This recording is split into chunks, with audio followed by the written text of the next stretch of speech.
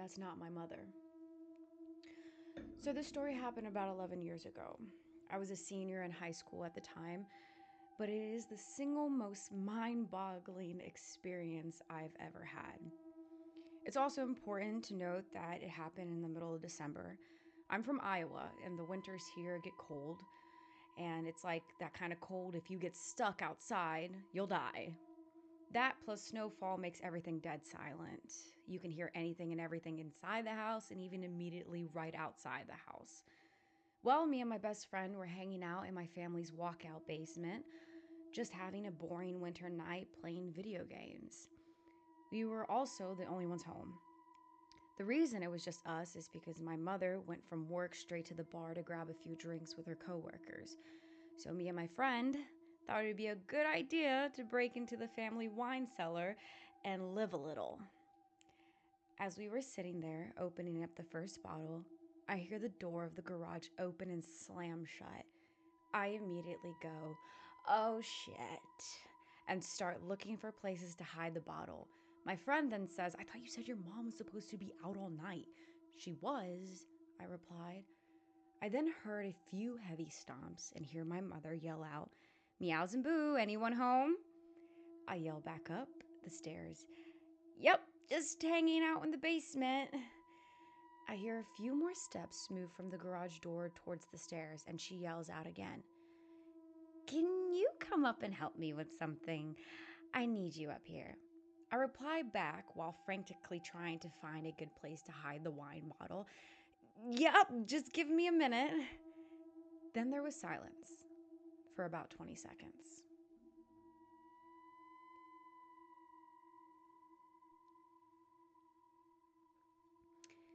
"Anyone down there with you?" she yelled back in a more concerned, serious tone, in a voice that was slightly off of my mother's. This was the first thing that told me something wasn't right. Our family never cared if anyone was over, as our house was a very open house to all family and friends. And then the voice, it was just wrong. Like it sounded like my mother's, but it was missing something that I couldn't put my finger on. "Weirded out," I replied back. "Just Colton." After I yelled that back to her, I found a good place to hide the bottle, thank God, and began walking up the stairs to the next level. Now, as I was walking up the stairs, I couldn't help but feel the overbearing silence of the house, the slight electricity, that something isn't right. When I got to the top of the steps, I look over to where the door of the garage is, and also the kitchen right next to it, and it's black. Pitch black. All the lights were off. There was no moonlight shining through any of the windows. I walked over to the kitchen yelling, "Mom, where are you?" There was no reply, just silence and darkness. I feel the electricity turn into full needles, my adrenaline kicking in full force. I have to get out of here as fast as possible. My mother is not home. I run back down the stairs, grabbing my coat along the way. "What's wrong?" Colton says. "My mom's not home," I reply as fast as I can, looking for my truck keys. "What do you mean? You were just talking to her." I could see the confusion in his face. "There is no one home. We need to leave now." I took a few steps towards the back door that opens up to the yard, and then I see my dog shaking on the couch and my cat growling behind it. I couldn't leave them. I just knew that if we left, something would happen. "Are we leaving?" Colton said, still confused as hell. "No, I can't leave them here. Something is really off. I'm going to call my mom and figure this out." I pull out my phone and I call my mom. She picks up immediately. "Meows and Boos, what's going on?" She answers. "Mom, were you just home? I heard you yelling for me from the second level, and when I went up there, you weren't there," I said frantically, hoping that she was just playing a joke. "No, I'm just leaving the bar. I wasn't really feeling very well. Are you doing okay? What do you mean you heard me?" I fill her in on the whole situation. She rushes home. Colton and I stayed in the basement with the animals until she got home. But before she did, you could hear something upstairs. Not walking or sitting on things, but a pressure in the air, like a black hole was slowly moving from room to room. The word that I could describe it is only as if it was hungry, as if something was hungry and impatient. When she got home, you could feel the thing leave just as quick as it came, like an overbearing predator presence just flown away. We still have never figured out what the hell was going on, and this is just one story of many unexplainable things that has happened to us. But this is the easiest to write down and the one that I was happy to have a witness to. My mother has passed away now, sadly, and I've moved away to Arizona, so very less cold.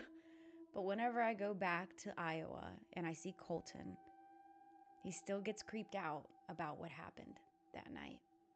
I will never truly know what happened, but I know that whatever it was that had my mother's voice, it was evil and it was hungry, and that was not my mother. Good night. The ice cream truck comes at midnight. Me and my family just moved into this newly constructed neighborhood.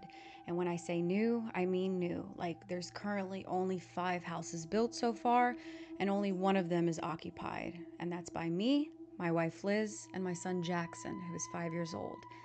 We just moved in last week, and at first I was thrilled, overjoyed, really.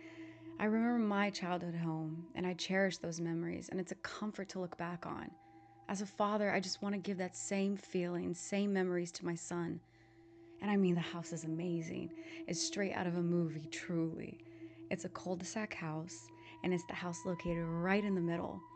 White picket fence, nice little porch. It's perfect. Down to the minute detail. Perfect. That was until 2 nights ago. That's when it first came. My son was already tucked in bed, fast asleep, and me and my wife were in bed watching our show. Well, technically, it's really her show. I just pretend to be interested so that maybe I get lucky. I try to make a move by slightly tracing my finger on her thigh, her reacting to the tingle. Then the music started playing. At first, I thought it was just someone driving while playing music, coming to look at the new houses. But the music was like no Spotify playlist I've ever heard. No, this shit was creepy. I wish I could name the song for you, but all I can describe it as something you would hear come from an old jewelry box.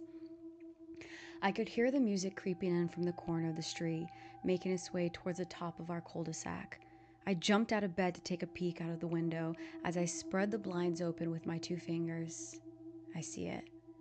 It's parked right at the top, right next to the stop sign, illuminating the whole cul-de-sac with its bright fluorescent lights. What the hell? What is it? My wife asks.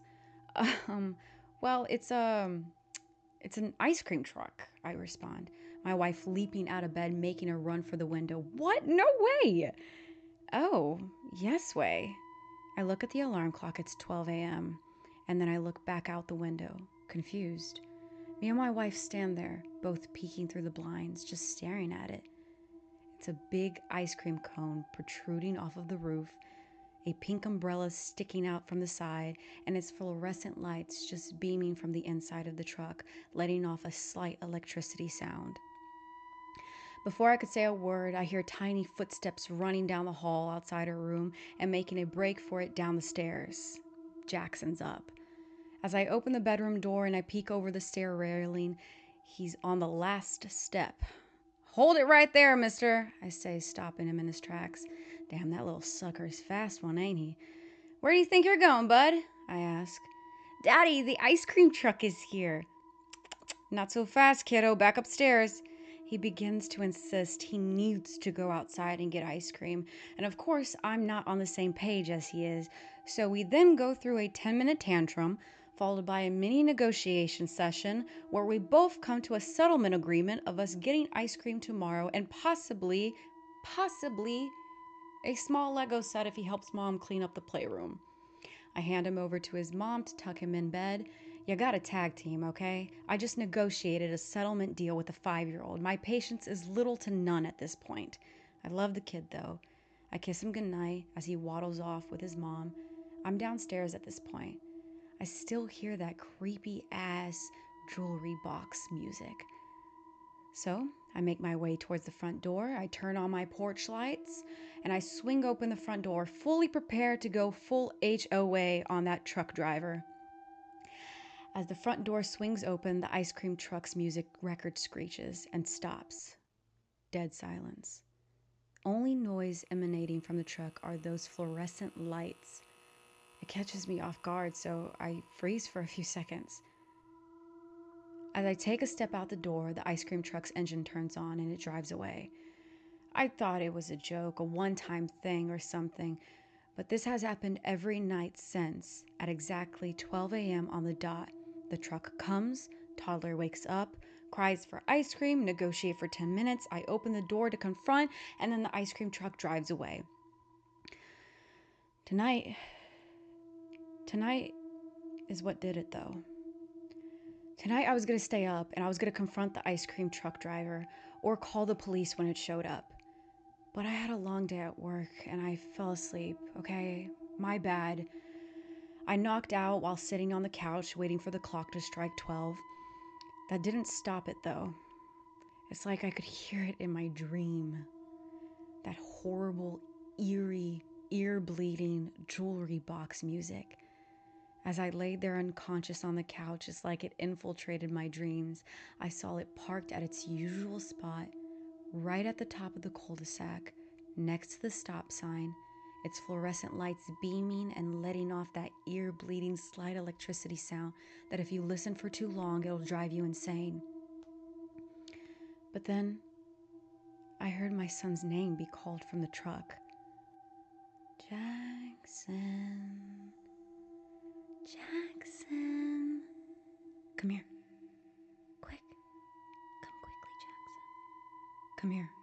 That shit wakes me right up. I leap from the couch, adrenaline already fully kicked in, only to find the front door wide open and my son Jackson halfway down the porch steps, making his way towards the ice cream truck with his little teddy bear in hand.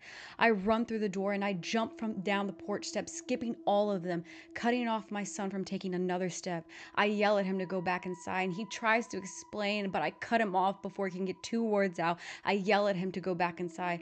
It catches him off guard and I see his poor little eyes water. I've never yelled at him like that. His mother comes running down the stairs and grabs him, taking him out of harm's way. I turn my attention to the truck and I start sprinting, and I mean full on sprinting. But before I can even reach it, it leaves. Catching my breath in the middle of the street of the cul-de-sac, I just start bawling. I start crying like a baby. What if I didn't make it? What if I didn't wake up? What if Jackson, oh my God, what if Jackson? All of the thoughts racing through my mind of the possibilities that could have happened. What the hell is going on? Of course, I call the police. I'm not stupid. Short story short, though, they can't do anything really. Well, at least not yet, they say. Now here I am, 12:41 a.m. on the dot, sitting on the couch, eyes bloodshot from my tears, trying to find out, why is this happening? Why us? Why now? Why here? Why is the ice cream truck coming at midnight? Good night. Whatever you do, don't pull over at night. Last night I was driving home from a family reunion, and it was pretty late. The drive back was about 2 hours long. Most of the drive was on roads with dense bushes and tall trees on either side. You know, the real creepy ones you see in a lot of movies. Yeah, I know. I should have known. But anyways, I had been driving for about 45 minutes and I started getting really tired. You know how it goes. The big yawns and then the droopy eyes. I knew I wasn't going to last, but I tried to push through, I swear, for as long as I could, which honestly was only for another 15 minutes. That's when I started swerving, and I knew I had to pull over to at least take a power nap so I wouldn't be a danger to myself and to others while on the road. The road I was driving on wasn't necessarily completely empty. Like, I would see a car go by every 20 minutes or so I wasn't completely alone. I don't know if that made me feel better or worse about pulling over, but all I knew was that I needed to. So that's what I did. I pulled over to the side of the road, onto the grass, next to what appeared to be an endless sight of tall trees. Honestly, it was so relaxing, seeing the moonlight seep through the cracks. I locked my car, reclined my seat, and before I dozed off, I made a mental note of the time. 11:57. Then off to sleep I went. Sometime later, I was awoken by, I want to say, a moaning sound of some sort. I don't really know, and I don't know where it was coming from, but I opened my eyes right away and I locked my eyes on the radio clock, which read 12:35 a.m. As soon as my eyes adjusted, the sound stopped. Something still felt off though, but I was extremely tired and my car was locked and I was safe from animals. I should have trusted my gut looking back. I should have just left then and there, but I was tired. I fell back asleep. Then later on, I was awoken by the same sound, except this time I knew exactly where it was coming from. It was louder than before, and it was coming from the back of my car right under the trunk. I shot up right away and I looked at the time, adjusting my eyes. It was 1:56 a.m. It was so late, I thought.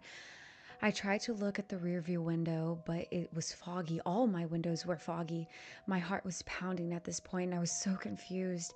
The moan grew louder, and I wasn't going to stick around to find out. So I quickly took out my keys, but my adrenaline caused me to fumble.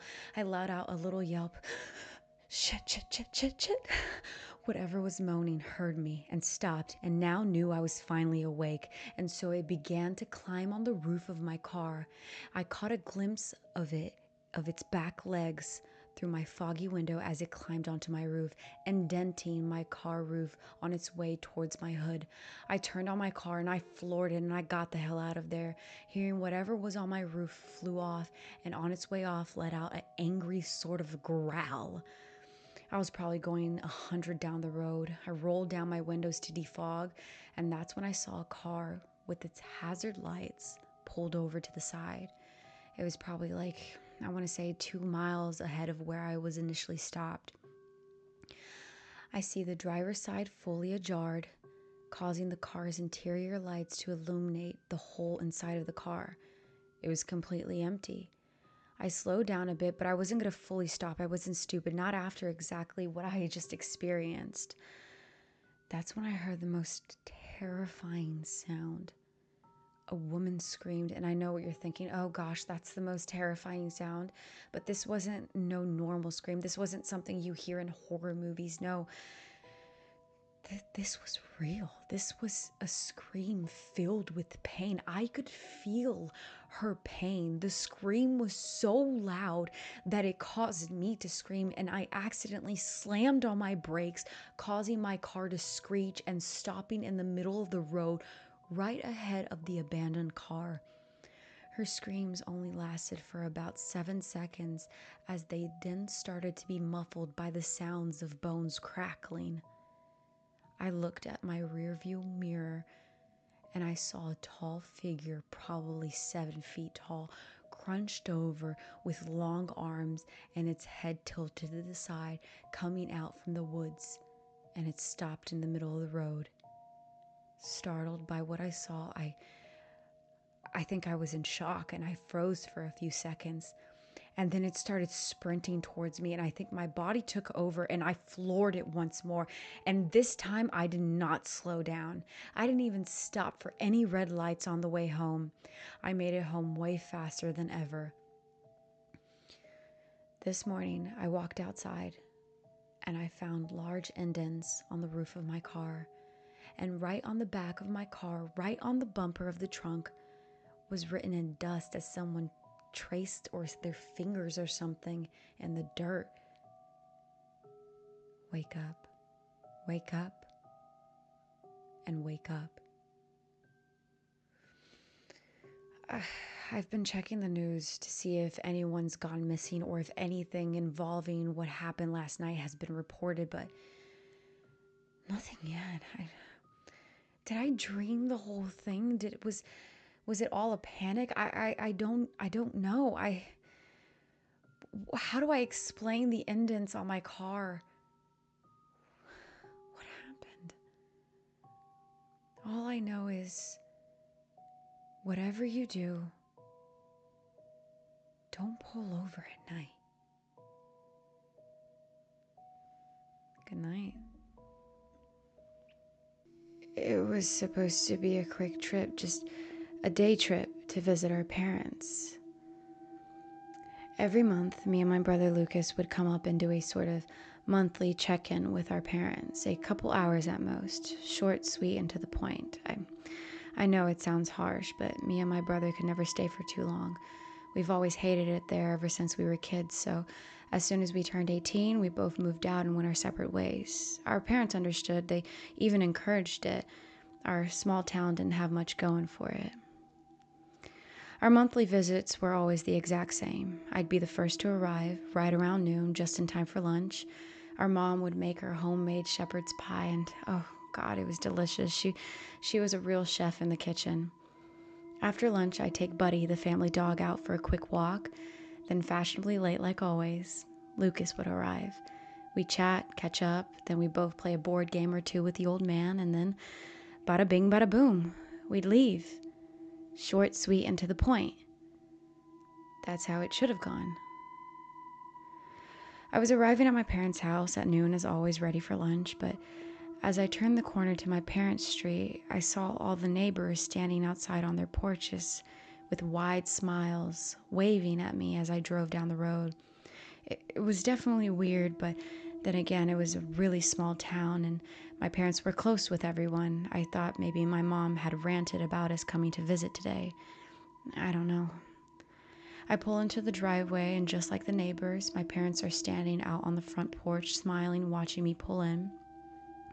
I put my car in park, and as I reach for the car door, I'm overcome by this sense of dread, of this sense of urgency, of that I need to leave immediately. But I brush it off because, like I said, every time I'm here, I always want to leave. I swing open the door and I hear my mother's voice creeping in. I step out and I hear her with a warm smile say, "Welcome home, sweetheart." I was just about to ask what was up with the neighbors, but was interrupted. "You're late," she says. I take a look at my phone. It's 12:34. I let out a little laugh because I remember I told her I would arrive at 12:30. So technically, yes, I was late, but only by 4 minutes. "It's 12:34, I said. They both just stared at me in silence for what felt like forever. I was about to break the silence, but then my mother said, "Well, come on in. Lunch is ready. I made your favorite, shepherd's pie." I take a quick glance back at my car and I clear my throat. Making my way inside, I see that the house is so dark. All the curtains were sealed up tight, only letting in slight rays of sunlight that seeped through the cracks. "Whoa, is Dracula visiting? It's so dark in here," I joked. "Oh, is it? We haven't noticed. Here, let's open up the living room curtain, shall we?" my mother said while making her way to the window and violently swinging them open, causing a loud screech across the curtain rail. "Better, dear?" my mother said with a slight passive-aggressive undertone.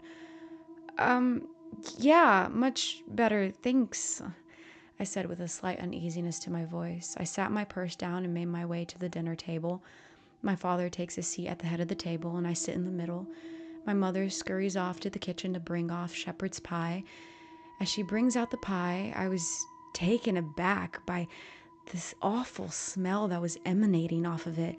I look straight to my father to see if he's just as taken aback as me, but I see him licking his lips and slightly bouncing up and down from excitement, his knife and fork in hand ready to dig in at any moment. I let out a small, awkward chuckle as my mom walks around and places a small slice of pie on my father's plate. He goes in to dig in immediately, but my mother quickly, violently slaps his hand. Not until we say grace, she says. My father pouted like a child. It was so strange. I've never seen him act this way. She then serves me a slice, then herself, before ultimately taking a seat at the opposite end of the table. Bowing her head, she begins to say grace. All the while, my father was drooling and nodding impatiently with the words that flowed from my mother. I want to give thanks for Violet, for her coming home. We missed her so much. We hope that she stays a while this time and doesn't scurry on off. And with a shift in tone, she says, and doesn't abandon us like trash. My jaw dropped from the choice of her words. I looked to my father to see his reaction, but all I see is that he's still nodding impatiently with every word she speaks. But now drool is dripping down his chin and onto his food. Amen, she concludes. And without skipping a beat, my father started digging into his food like a pig, letting out slight growls of hunger with every bite. I was completely petrified by this sight. It was disgusting. Well, dig in, my mother said, with eyes locked on me as she began eating too. I looked down at my plate and I couldn't help but let out a small gag. The smell was revolting. Go on, my mother said with piercing eyes. I take another look at my food. The food didn't look bad, and in fact, it looked perfect. So I slowly picked up my fork, thinking to myself that maybe it tastes better than it smells. As I slowly took a bite, the taste of rotten meat immediately makes me spit it out, coughing and gagging all over my plate, and I slowly pull out a strand of hair from my mouth. My mother slammed her hand on the dinner table with a mouthful of food and yelled, "Young lady, you will not leave this table until you finish your plate." My heart was hammering in my chest, my breath heavy as I clung to the table as if it was a safety net. Panic-stricken, I froze. She just stared at me with a blank face for a few seconds, eyes wide as ever. And then all of a sudden, she completely switched. She gave a gentle smile with a soft motherly tone. She said, "Oh my, it seems I may have messed up the recipe." And as if it was the funniest thing she has ever said, my father burst out laughing, mouth full of food, spitting it all across the table. That's okay. I'm actually not that hungry. I'm just gonna take Buddy on a walk. My words caused my father to abruptly stop in his tracks. Buddy? My mother asks as if she's never heard the name. My father then begins barking. Oh, Buddy. Yes, yes. Oh, I'm so sorry, sweetheart, but Buddy ran away. What? When? I asked. A few nights ago. He hasn't been back since. Maybe you could play a game with your father instead. Her words caused my father to jump up from his seat. Yes, a game. I want to play a game, he said as if he bounced up and down like an overjoyed child on Christmas. The sight made my blood run cold. It was unsettling. He ran straight to the living room, pulling out all kinds of board games. I need bathroom. I fumbling at my words. I excused myself, making a break for the bathroom and locking the door behind me. I don't know what's going on with my parents. I don't know if they have gone mad or if they're on drugs. All I know is that they're not normal and I need to get the hell out of here.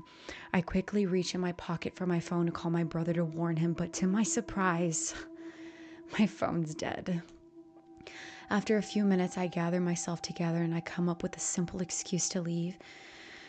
I take a deep breath in and I opened the door to the bathroom and I let out a yelp as I come face to face with my mother. She had been standing right outside the bathroom door waiting for me, and behind her was my father with a handful of board games, still jumping and smiling like an excited toddler on Christmas. "Everything all right, dear?" my mother said with her head tilted to the side. "I'm sorry, I have to go. I forgot I made plans with some friends." My words caused my father to angrily drop all the board games and walk away stomping like a toddler throwing a tantrum. "But it's so soon. No. You have to stay for a little while longer. Your brother should be arriving shortly," my mother said. "I'm sorry, Mom. I'm really sorry. I really got to get going." Pushing past my mother as I cut through the kitchen, something caught my attention from the corner of my eye. And that's when I saw Buddy's collar on the cutting board, covered in blood and dog hair all over the kitchen counter. I immediately knew, and I started gagging. I ran through the living room, grabbing my bag off the couch with a quick swipe, my breath heavy as I pushed open the front door. But I slowed in my tracks as I took a look around outside and saw all my neighbors still outside, standing on their front porch. It was as if they hadn't moved. They were all just staring at me with blank faces. I hear my parents call out to me. I quickly run to my car, get in, and lock the door. I frantically fidget in my purse looking for my keys. Then my stomach drops and I freeze as I hear my keys jingle, but it's not coming from my bag. As I slowly turn my head to the side, I see my father outside the window, dangling my keys. He unlocks my car and slowly opens the door. My mother's standing on the porch and says, "Why don't you come back inside, sweetheart? Have some more pie. Your brother should be arriving shortly. Then we'll all be one big happy family again." Quiet tears streaming down my face as I step out of the car, taking small steps back inside.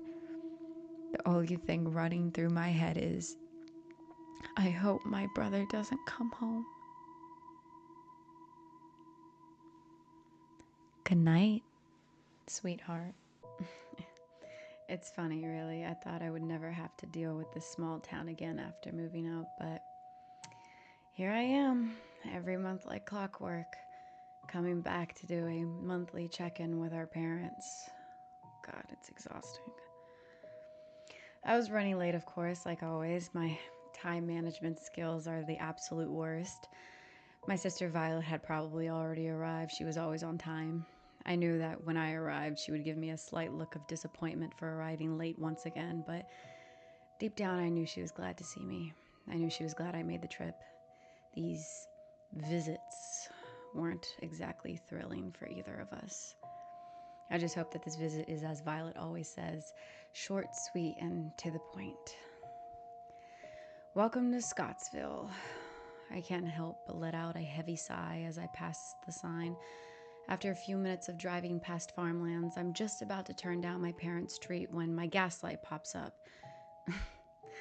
I know Violet is going to kill me for taking even longer, but honestly, I'd rather go now than later, I think to myself. So with a quick turn of the wheel, I skip my parents' road and I head down into town to the local gas station. As I turn into town, though, my eyes widen at the oddness in front of me. I saw all the townspeople abruptly stop in their tracks as I turned the corner. All the people walking down the sidewalk paused and directed their attention towards me, as if I caused them some sort of disturbance. They didn't look too happy to see me. They just stood still with blank faces, only moving their heads following my car.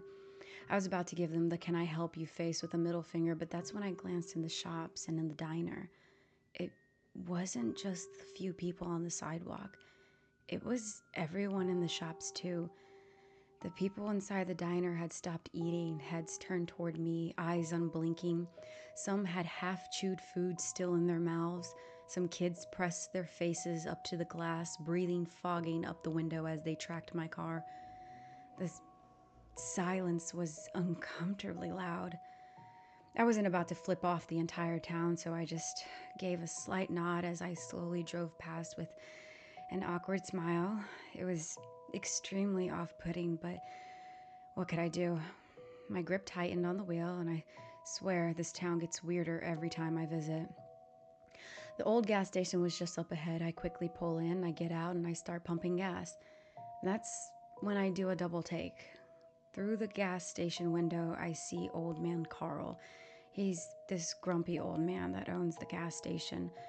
I've known him since I was a kid, always grumpy and an ass. I see him standing, though, behind the counter, just staring out at his store, smiling.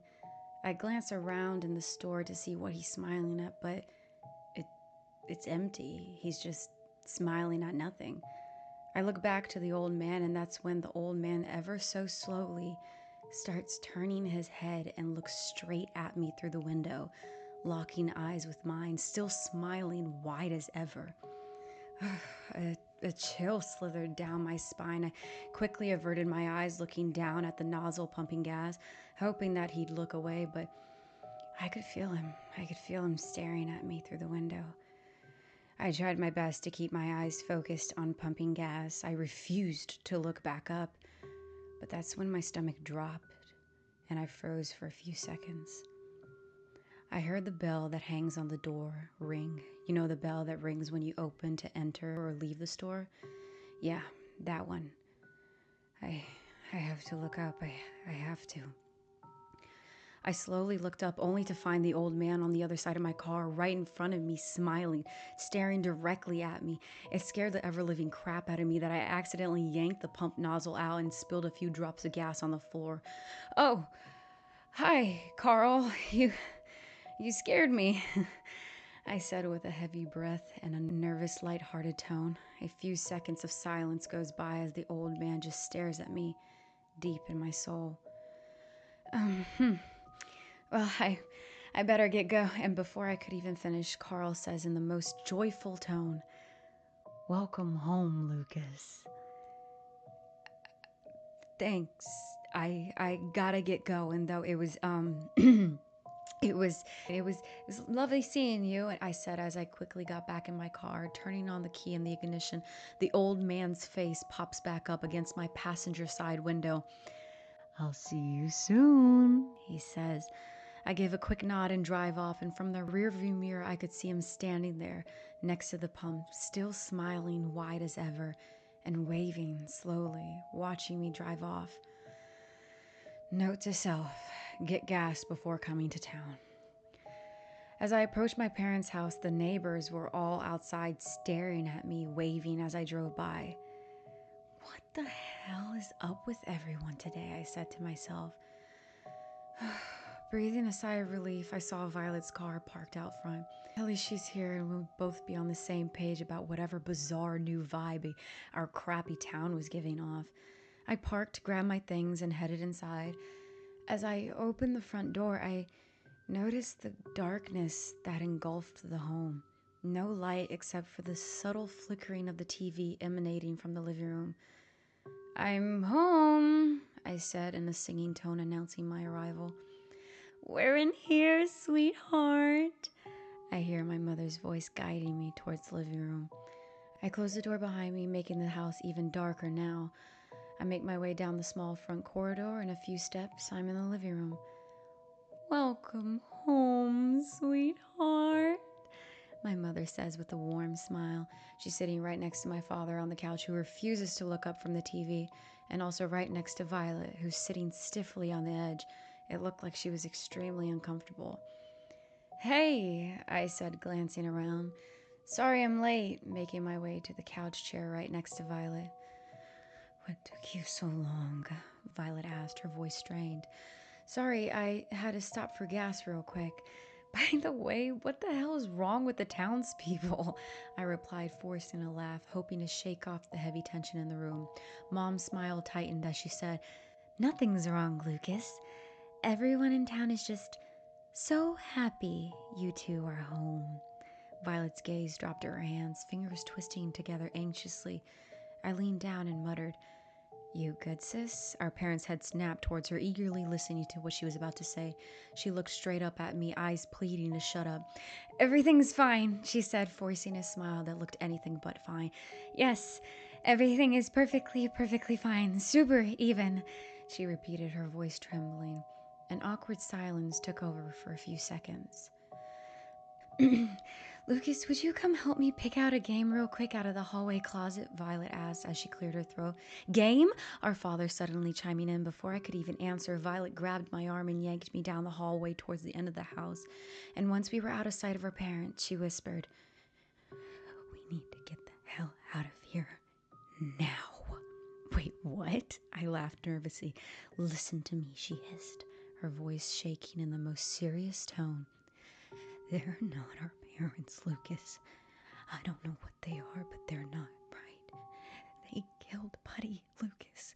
We need to leave now. I stared at her, searching her face for any sign that she was joking, but her fear was real. My smile dropped, swallowing in an icy nod of dread. Oh, okay, let's go, I whispered. We turned back down the hall, slowly making our way towards the front door, and as we came back up to the living room, we froze in our tracks. It was empty. Our parents were gone, and the house was quiet. Too quiet. The only sound coming from our own breath. And then, all of a sudden, we hear our father's voice bounce and echo off the walls, making his location unknown. Ready or not, here I come, he says. Me and Violet look at each other, eyes wide as ever. It was as if for a split second we could hear each other's hearts hammering in our chests. But before we could move a muscle, we heard our father's voice once again. I'm gonna getcha. Although this time, we knew exactly where he was. The hairs on the back of my neck stood straight up as we slowly turned around, looking back down the dark hall in which we came from, coming face to face with horror. There he was, our father, completely naked and on all fours, his limbs contorted and grotesque, a green thick mucus like drool dripping from his mouth, his eyes gleaming a sickly yellow. I could hear Violet's faint scream get stuck in her throat. We both just shared a look of pure horror. I found you, our father said, and all of a sudden he began charging at us on all fours, his contorted hands and feet smacking the hardwood. Violet's scream finally managed to escape her throat as she grabbed a hold of my arm to run. Distraught by the sight, I tripped backwards, falling on my ass. Our father leaped on top of me with his twisted fingers, held my head back as he vomited a thick green mucus onto my face.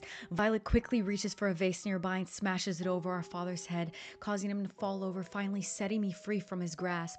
Gagging and slipping as I fumble to pick up myself off the floor, covered in slimy, sticky green goo that just came out of our father. Violet grabs my arm, yanks me up, and swings open the front door as we both stand still for a few seconds, examining the horror that awaits us outside. All of the neighbors were staring directly at us, and then all of a sudden let out a single inhumane scream in unison.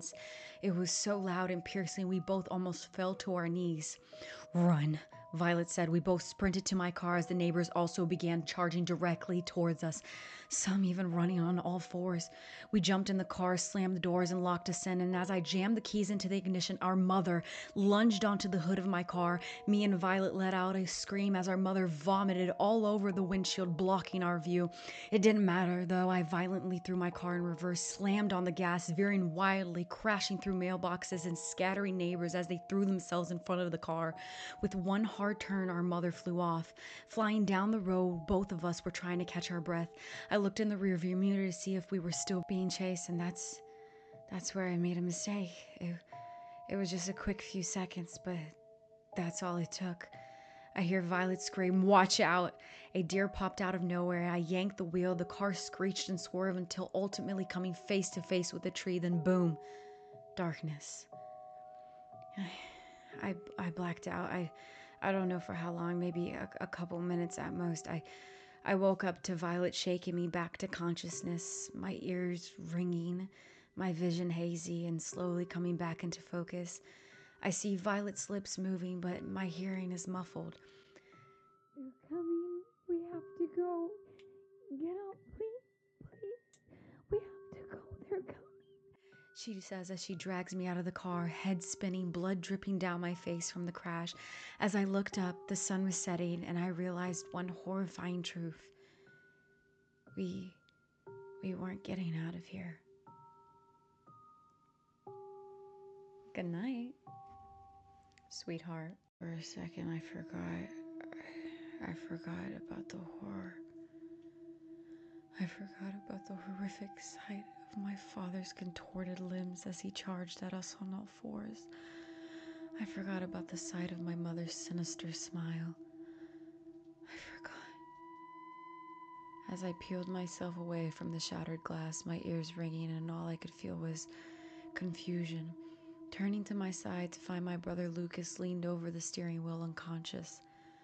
"Lucas?" I asked as my head pounded, but as I shaked my head side to side, the memory slowly started coming back, my heart beating faster and faster with each resurface.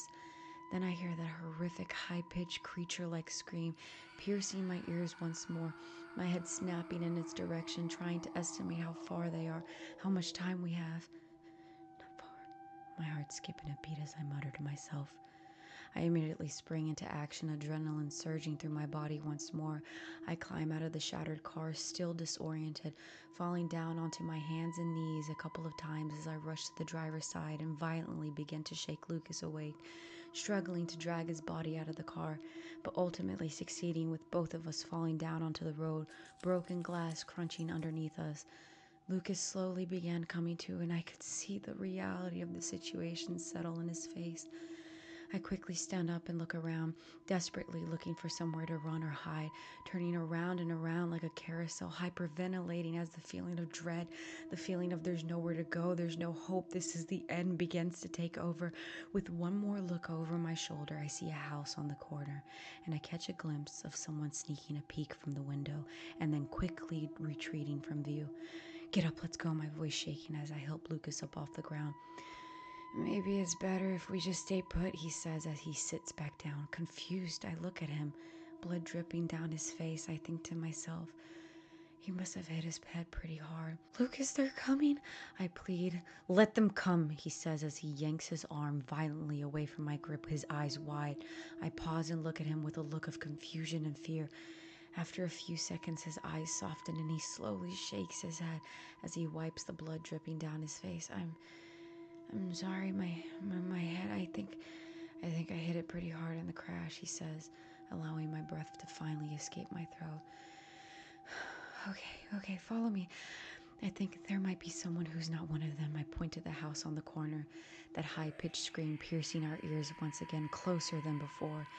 "They're gonna be here any second." Me and Lucas give each other a quick look and begin sprinting towards the house on the corner, breath heavy as we run up the porch steps and begin banging on the door.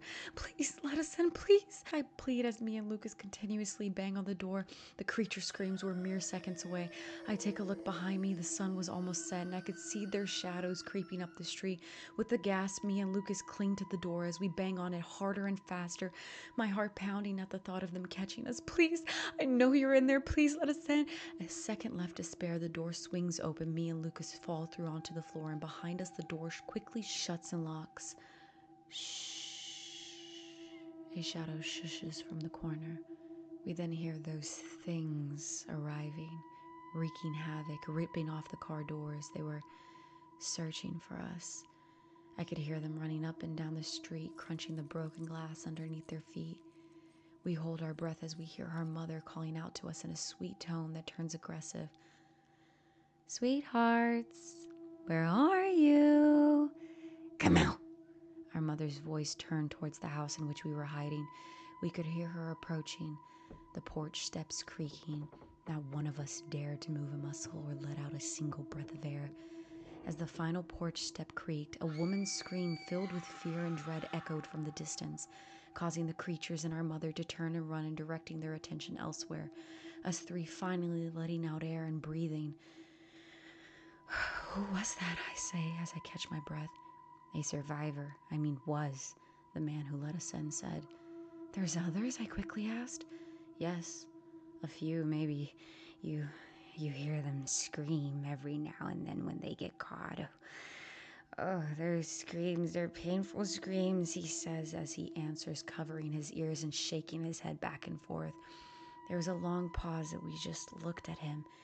He looked like he hadn't slept in days, like he was losing it. He made me feel extremely uneasy. Lucas broke the silence as he grunted while holding his hand against his bloody head. Let's get you guys cleaned up. I'll get you the first aid kit. Follow me. I'll show you the kitchen. I'm Hank, by the way, he says as he leads us down the hall, directing us to the left towards the kitchen as he disappears to the right, further down the hall, probably to grab the first aid kit. In the kitchen, I pull up a seat for Lucas at the little table. He's in pretty rough shape from the crash. I grab a glass and I fill it up with tap water and I hand it to him. As Lucas lifts up the glass to his lips, Hank comes out of nowhere and smacks the glass out of Lucas's hand and shatters it on the floor. Hank's sudden outburst makes our bodies tense up and freeze. Hank's breath was heavy as if he dodged a bullet. Me and Lucas just stare at him, waiting to see his next move. Then he slowly whispers, "It's in the water." I blinked, confused as Hank fished 2 bottled waters from a dusty cabinet and handed one to each of us. Lucas took his, nodded gratefully, while I looked at Hank, feeling a heavy dread settling over me. "What's in the water?" Hank rubbed his temples, looking more rattled. It started 2 weeks ago when they delivered a new batch of fertilizer and pesticides for the crops. they said it was organic, but I've never seen anything like it in all my years. I shot him a questioning look and he continued, his voice barely a whisper. It was this vibrant green liquid. And once you sprayed, a few hours later, these tiny little droplets on the plants turned into these tiny wiggling green things. From a distance, it looked like water droplets, but up close, oh, he trailed off as he laughed, shuddering. They were alive. It worked like a charm at first, but then the rain came. Lucas muttered something about needing the bathroom. Hank pointed down the hall. The rain? I pressed, feeling the weight of his words sinking in. Yeah, after it poured, the worms washed into the drains, the soil, and right into the town's water supply. Not long after, the people started changing. He let out a slight high-pitched giggle, adding to his insanity. So it's, Hank cuts me off and answers as he slaps the side of his head on repeat. Parasite, parasite, parasite, get out, get out, get out, parasite, finishing with another short giggle. I quickly got up and went to go check on Lucas, disturbed at the sight of Hank. I could hear Hank still giggling as I walked deeper down the hallway. As I paused in my tracks, as I heard a muffled voice drift from behind the bathroom door, my stomach clenched. I tiptoed closer, my heart pounding louder with each step. Through the cracked door, I could hear Lucas talking, his voice a low murmur, but as I peered in, my heart skipped a beat. He was alone. He was staring at his own reflection, muttering. I knocked lightly. "Lucas?" He jumped, jerking his gaze to me.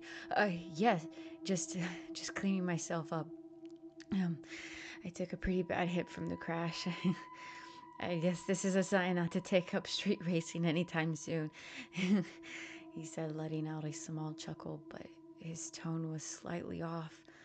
I'm almost done in here. I'll meet you back in the kitchen." He gave me a half smile, but as he was smiling, I swear I saw something slithering across his forehead.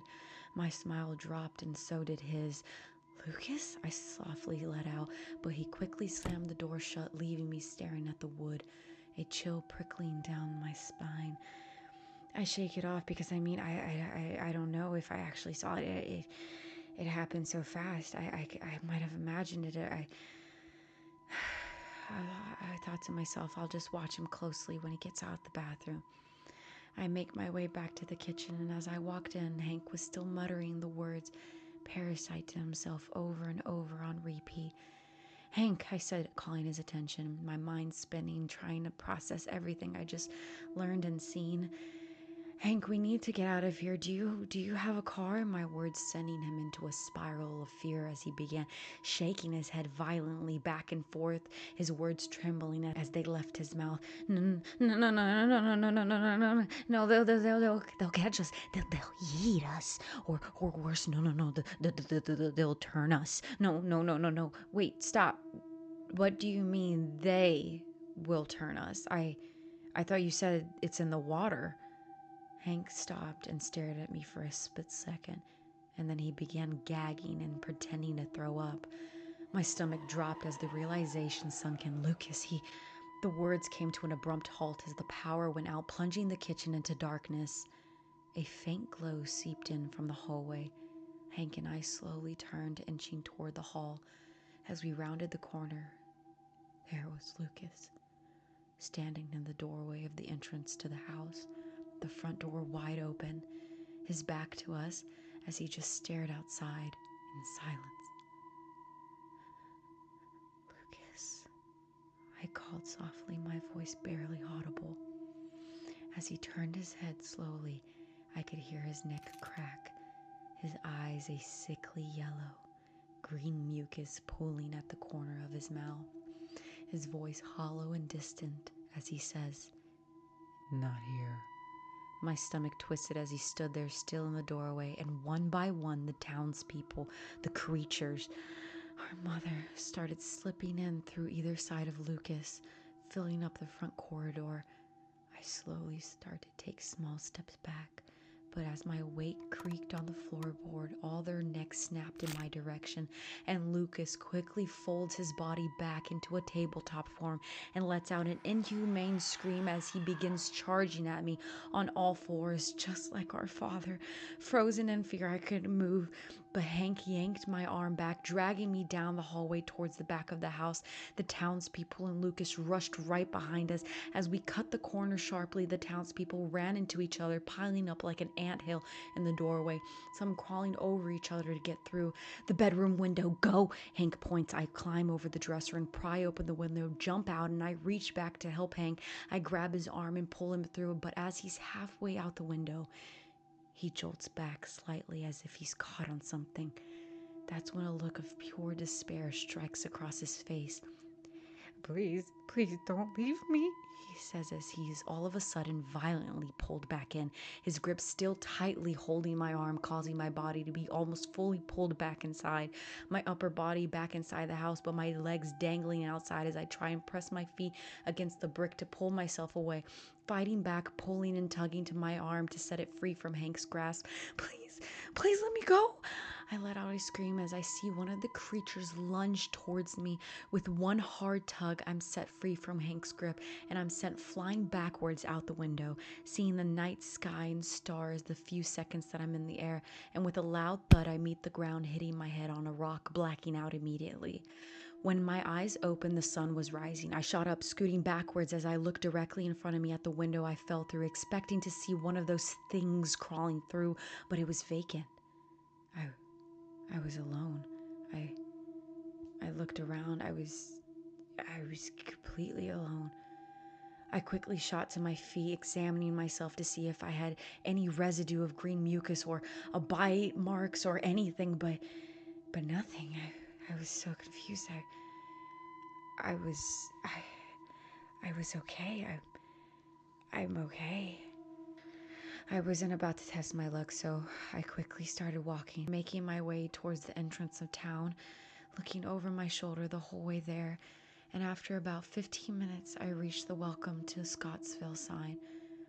I looked back behind me towards town, and a feeling of relief and guilt struck me. Tears filled my eyes as the thought of abandoning Lucas, abandoning my parents, and abandoning Hank. I have to go back. "I'll be back for you, I promise." With a stern nod, I continue my walk, and I walk, and I walk, and I walk for about 3 hours until I finally see a car drive by. Flagging it down desperately, it stops for me. I run to the driver's side window and just begin crying, begging this couple to take me to the nearest police station. They see my fear and distress is genuine and quickly agree to give me a ride to the police station. I thank them, and as I open the backseat door and I come face to face with their baby sitting in the car seat, and for some reason I freeze at the sight. A feeling not of danger coming over me, but a feeling I've never felt before, a feeling of bloodlust. The driver clears his throat, causing me to resume my actions. I shake off the feeling and I get in, shut the door, and thank them once more. As we drive off through the long, winding roads, I just stare out the window, watching the trees zoom by, breathing a sigh of relief. And that's when I'm interrupted by my flashback. The flashbacks of me when I was unconscious. My heart beats heavier and heavier with each memory unlocked. I remember the sound of the wind chimes singing in the distance as Hank's muffled screams from inside slowly fade away. My vision was hazy and blurred, but I remember seeing the trees blow in the night wind, and then my view slowly being blocked by dark silhouettes of people huddling around me. My stomach sinks as I remember that out of the crowd of dark silhouettes, my mother came out and crouched over me. And I remember she said, there, sweetheart. Drink. As she poured a few drops of water in my mouth, I remember the feeling as it trickled down my throat. My eyes shot wide open and my body stiffened as the realization as I stared out the window. I'm infected. And in my reflection, I saw it, slithering across my face right under my cheekbone.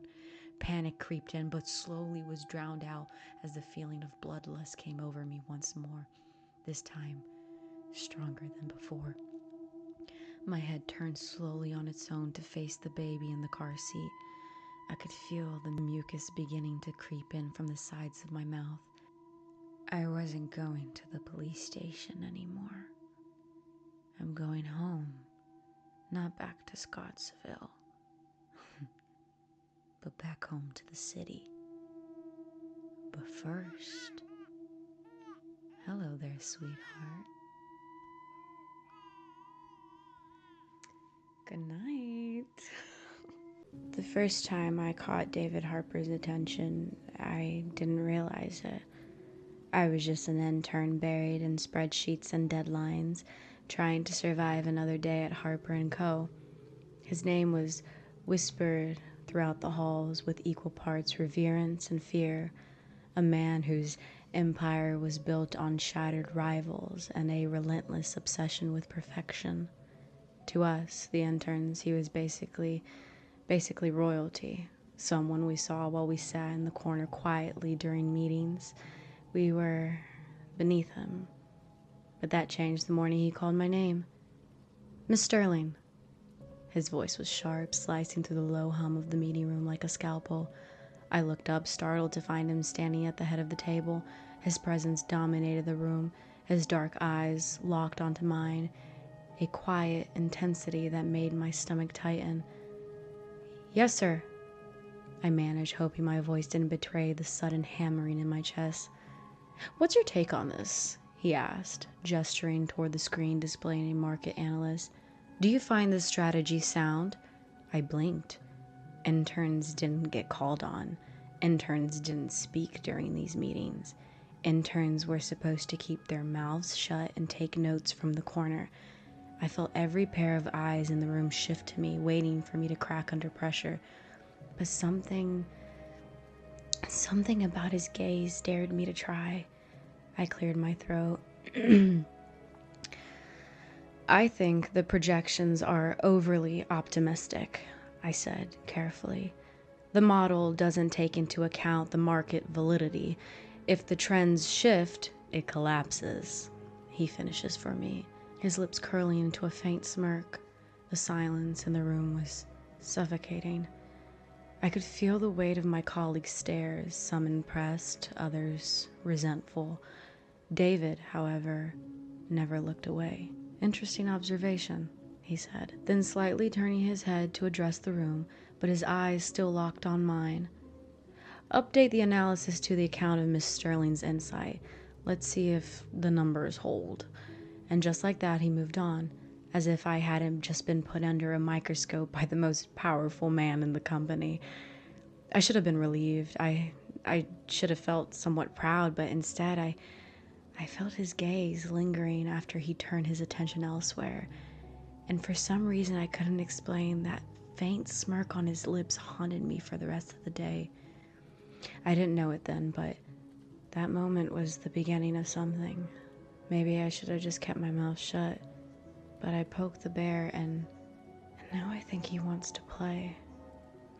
David Harper became a presence in my life, his shadow looming over me even when he wasn't in the room, and somehow I ended up on assignments that reported directly to him, something unheard of for interns. At first, I tried to see it as a compliment. I was flattered, but his attention felt different. It was the way he would watch me during meetings, his dark eyes lingering too long, the way he stood just a little too close when reviewing my work. His voice was low and smooth, and it always carried an undercurrent of control, as if every interaction was a game only he knew the rules to. The punishments came next. It started small, I swear. One morning, I grabbed coffee with a junior associate, Ryan, who'd been friendly and kind. We laughed over some shared office frustrations, the kind of harmless conversation I thought nothing of, until I walked into the office later and found David leaning against my desk. "Miss Sterling," he greeted, his voice smooth as silk. "How nice of you to join us." I blinked, confused. I'm not late." "No," he agreed, his lips curving into that faint predatory smile. "But you've fallen behind." He dropped a stack of paperwork on my desk, double the workload I usually handled. "I expect these on my desk tomorrow morning by 9 a.m., he said, his tone light, but the command undeniable. I worked through lunch and stayed late that night. I was kind of furious at him, but what could I do?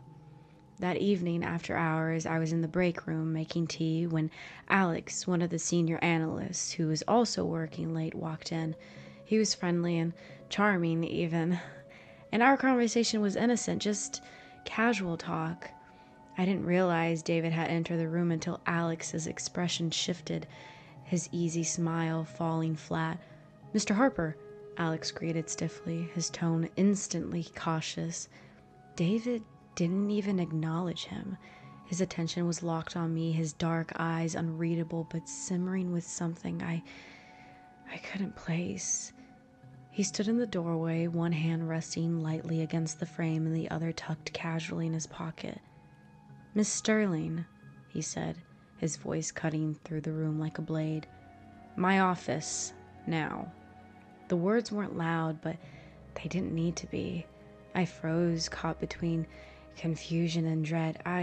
I'll just finish now," he repeated, sharper this time, his tone like ice. He shifted just enough to straighten his posture, his imposing frame filling the doorway completely. And then with a slow, deliberate movement, he gestured with his hand, palm turned upward in a way that was almost mockingly polite. His eyes never left mine. "After you." I swallowed the knot in my throat, feeling trapped under the weight of his gaze. Without another word, I set my mug down on the counter and stepped forward, brushing past him as I headed toward the hallway. I heard his footsteps behind me, steadied, unhurried, relentless. The silence between us felt heavy, charged, and each step echoing in my ears as I led the way to his office. Even though I couldn't see him, I felt him. His presence loomed behind me, so close I could practically feel the heat of his body. I resisted the urge to glance over my shoulder, and when we reached his office door, I hesitated, my hand hovering over the handle. I didn't know if I should open the door or wait for approval, but His voice came from just behind, low and measured. "Go on," he murmured, close enough that I could feel the words graze the back of my neck. The faint, unyielding command sent a shiver down my spine, but I didn't dare hesitate. With a deep breath, I pushed open the door and stepped inside, feeling his presence following me like a shadow as the door clicked shut behind us. "Take a seat," he said as he made his way to his desk, although he didn't sit. "Do you think I'm stupid?" he asked, his voice soft but laced with venom. I blinked, startled. What? No, of course not."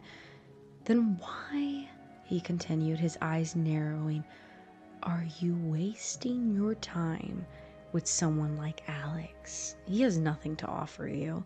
"It wasn't like that," I said quickly, my pulse racing. We were just talking," he laughed, low and humorless. "Talking." He pushed off his desk, closing the distance between us. "Let me make something clear, Miss Sterling. If you want to succeed here, you'll focus on your work and stay out of distractions." His gaze bore into me, his presence suffocating. "Am I understood?" "Yes, sir," I whispered, my voice barely audible. The corners of his mouth twitched upward. "Good girl. You're dismissed." It escalated from there. The office party was supposed to be a night of celebration. I spotted David immediately as I walked in. He was speaking to a stunning woman in a red dress, his hand resting on her waist. My stomach twisted at the sight, though I couldn't understand why. I turned my attention to Mark, one of the other interns. He was my friend. He was funny and easy to talk to, and his lightheartedness was a welcome distraction. But I felt David's gaze before I saw him. When I glanced up, his dark eyes were locked on me from across the room, his expression unreadable. Mark leaned in closer, showing me something on his phone, but I barely heard him. I was too focused on the tension in David's jaw. The rest of the night passed in a blur, but as I was leaving, I felt a hand wrap around my arm. "Miss Sterling," David said smoothly, his grip firm. I turned, startled. "Mr. Harper." "A word," he said, his voice low. He led me to a small conference room, and as we walked in, he shut the door. "You seem to be enjoying yourself tonight," he said, his tone deceptively light. I was just flirting with Mark," he interrupted, his eyes narrowing. "Not very professional, is it?" My cheeks burned. I wasn't flirting." "Don't lie to me," he said, stepping closer. "I don't like being lied to." My breath hitched as he towered over me. I could smell him. "You don't get to tell me who I can and can't talk to," I said, trying to summon some defiance. His lips curved into a dangerous smirk. "You'll learn, Miss Sterling. Everything here runs through me." I stared at him, my pulse racing as he stepped even closer, his voice dropping to a near whisper. "And you," he continued, his tone dark and possessive, "are no exception," he said as he looked down at me, my eyes unblinking as I stared up at him, the tension suffocating. "Do I make myself clear?" he said as he looked at me up and down as if he was examining me. "Yes," I said with a soft whisper, his eyes abruptly stopping their examinations, shooting back up, locking on mine. "Yes, what?" he said as if I was on thin ice. "Yes, sir." My voice soft and little. He slowly backs away and says, "Good girl. You're dismissed."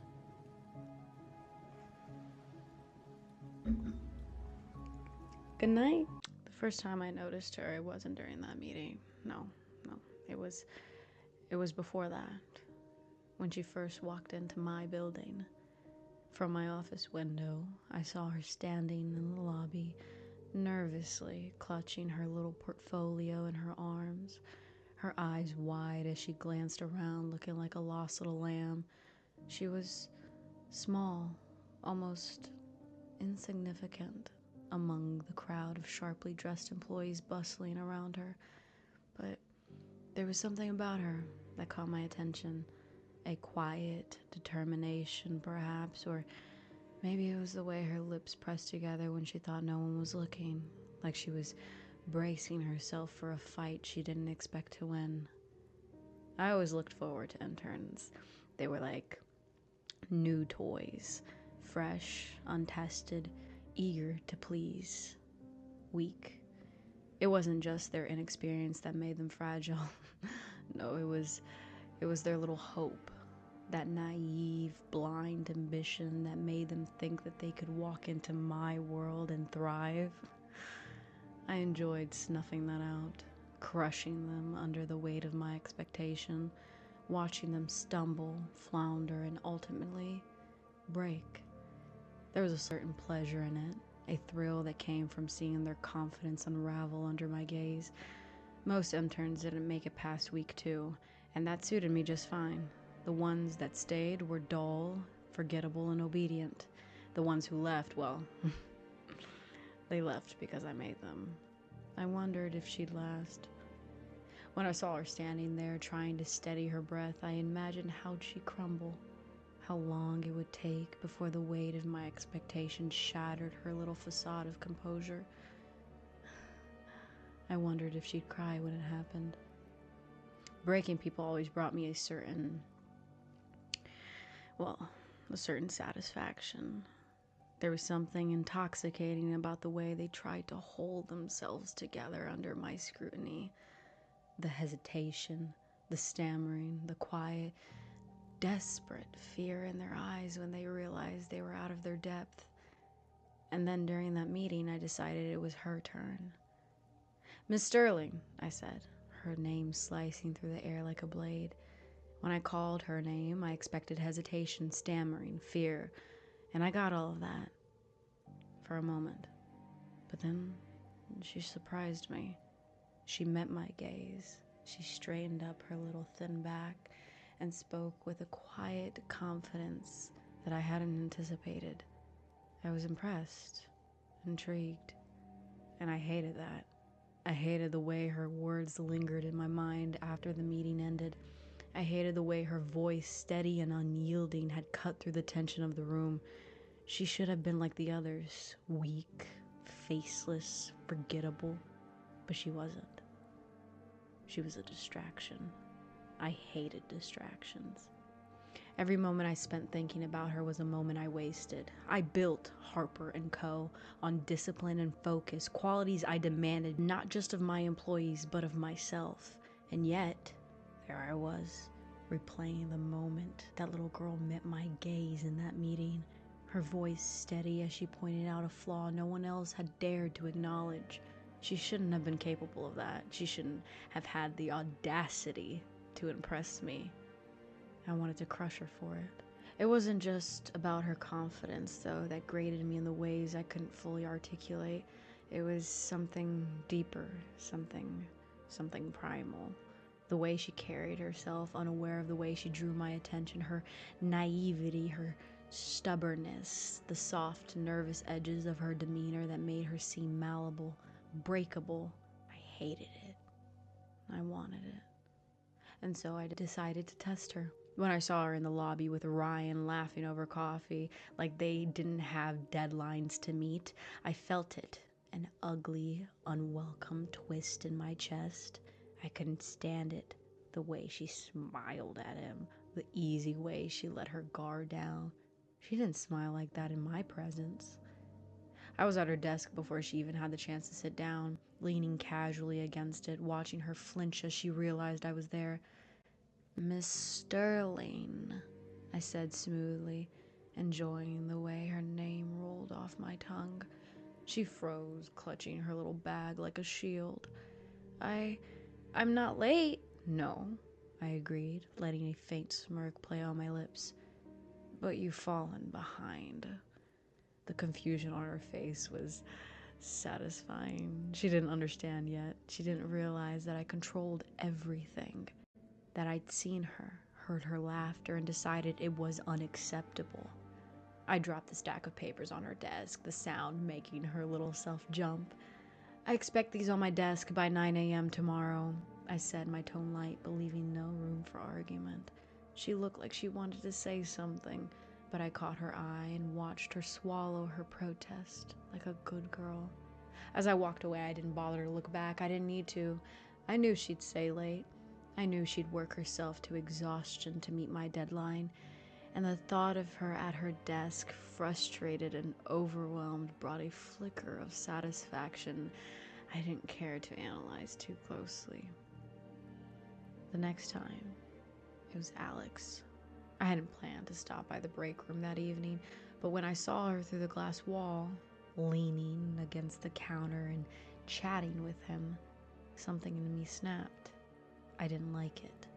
I didn't like the way Alex stood too close to her, the way she innocently tilted her head slightly when he said something that made her laugh. It wasn't his place. I pushed the door open, stepped inside, watching as the atmosphere shifted immediately.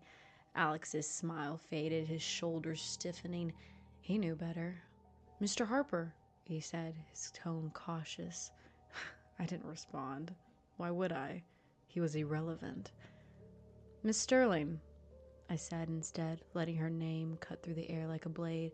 Her eyes widened as she turned to face me, her posture stiffening under my gaze. I could see her confusion, the nervous flicker of her tongue as she licked her lips. "My office now." Her hesitation annoyed me. I'll just finish now," I repeated, sharper this time. For a moment, I simply stood there, watching her squirm. Then, with a slow, deliberate movement, I gestured with my hand, a mocking gesture that made it clear she didn't have a choice. I didn't say anything else. I didn't need to. She set her mug down and walked past me, her head down, her shoulders tense. And as she headed down the hall, I followed close behind, close enough that I could hear the unsteady rhythm of her breathing. The silence between us was thick, charged, her steps quickening as though she thought she could outrun the weight of my presence. She couldn't. When we reached my office, she hesitated, her hand hovering over the handle like she was afraid to open it. "Go on," I murmured, stepping close enough to feel the heat radiating from her skin. She stiffened, but obeyed. Pushing the door open and stepping inside, I followed her, shutting the door behind us with a soft click. "Take a seat," I said, moving to my desk, although I didn't sit. When she finally sank into the chair, I leaned against the desk, crossing my arms as I looked down at her. "Do you think I'm stupid?" I asked, my voice soft, almost conversational, her eyes wide in confusion. "What? No, of course not." "Then why," I continued, letting my tone harden, "are you wasting your time with someone like Alex?" I saw the realization hit her, the faint flush that crept up her neck as she scrambled to explain. It wasn't like that," she said quickly, her voice shaking. "We were just talking." I laughed, low and humorless. "Talking." I pushed off the desk, closing the distance between us. "Let me make something clear, Miss Sterling.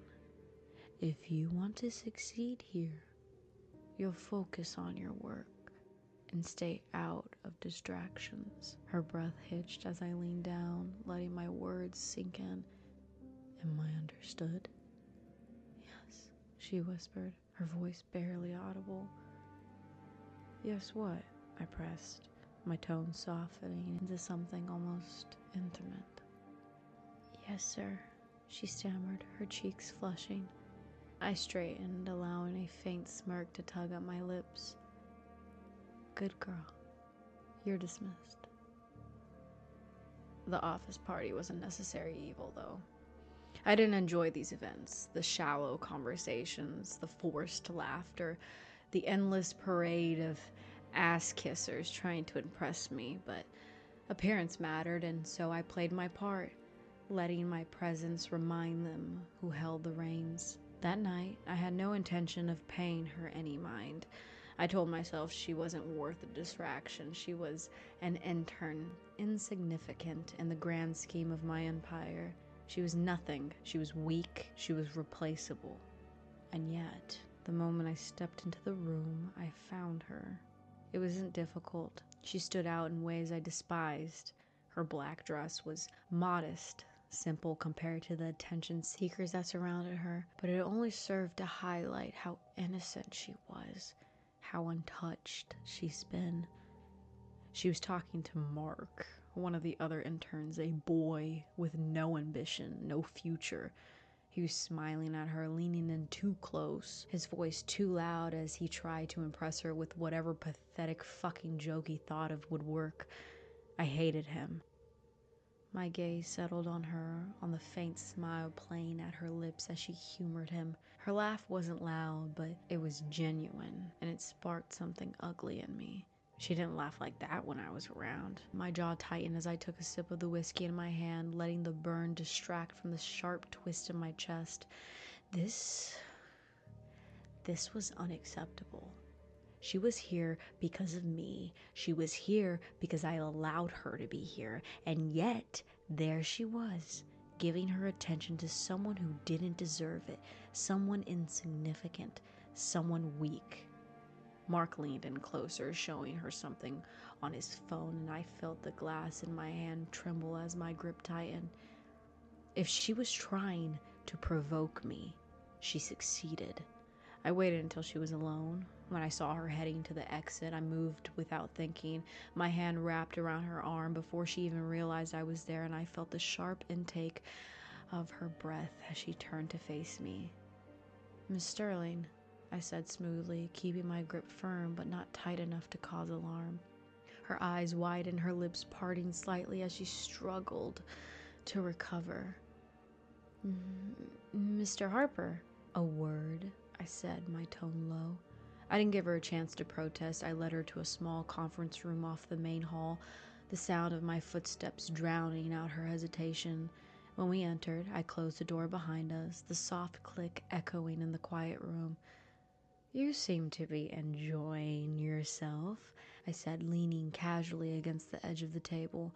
My tone was light, almost conversational, but I could see the way her shoulders tensed, the way her hands fidgeted at her sides. I was just flirting with Mark," I interrupting, letting the accusation hang in the air. "Not very professional, is it?" Her cheeks flushed a deep crimson. I wasn't flirting. Don't lie to me." I stepped closer, my voice dropping. "I don't like being lied to." She took a step back, but there was nowhere to go.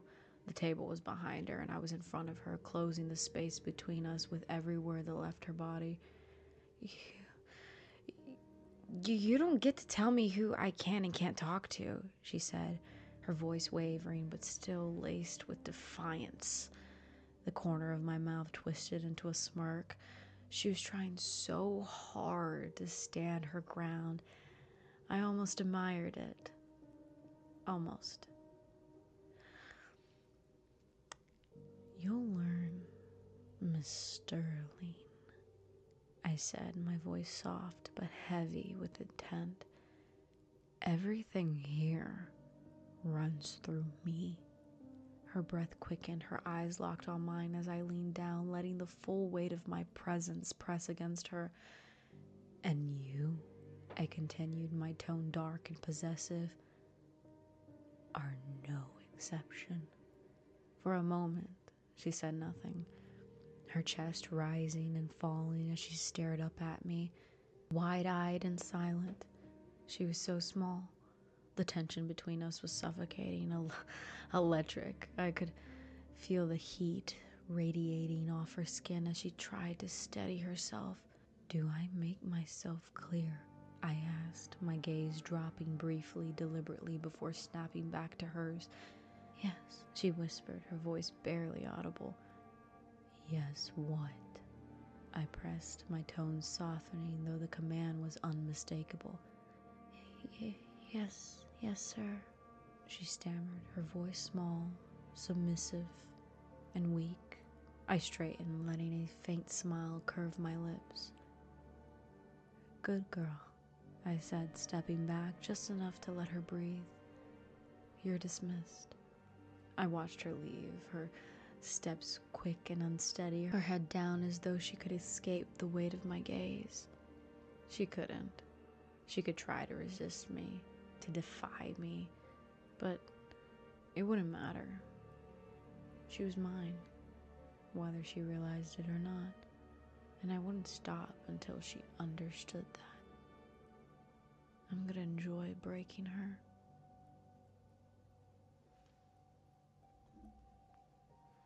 Good night.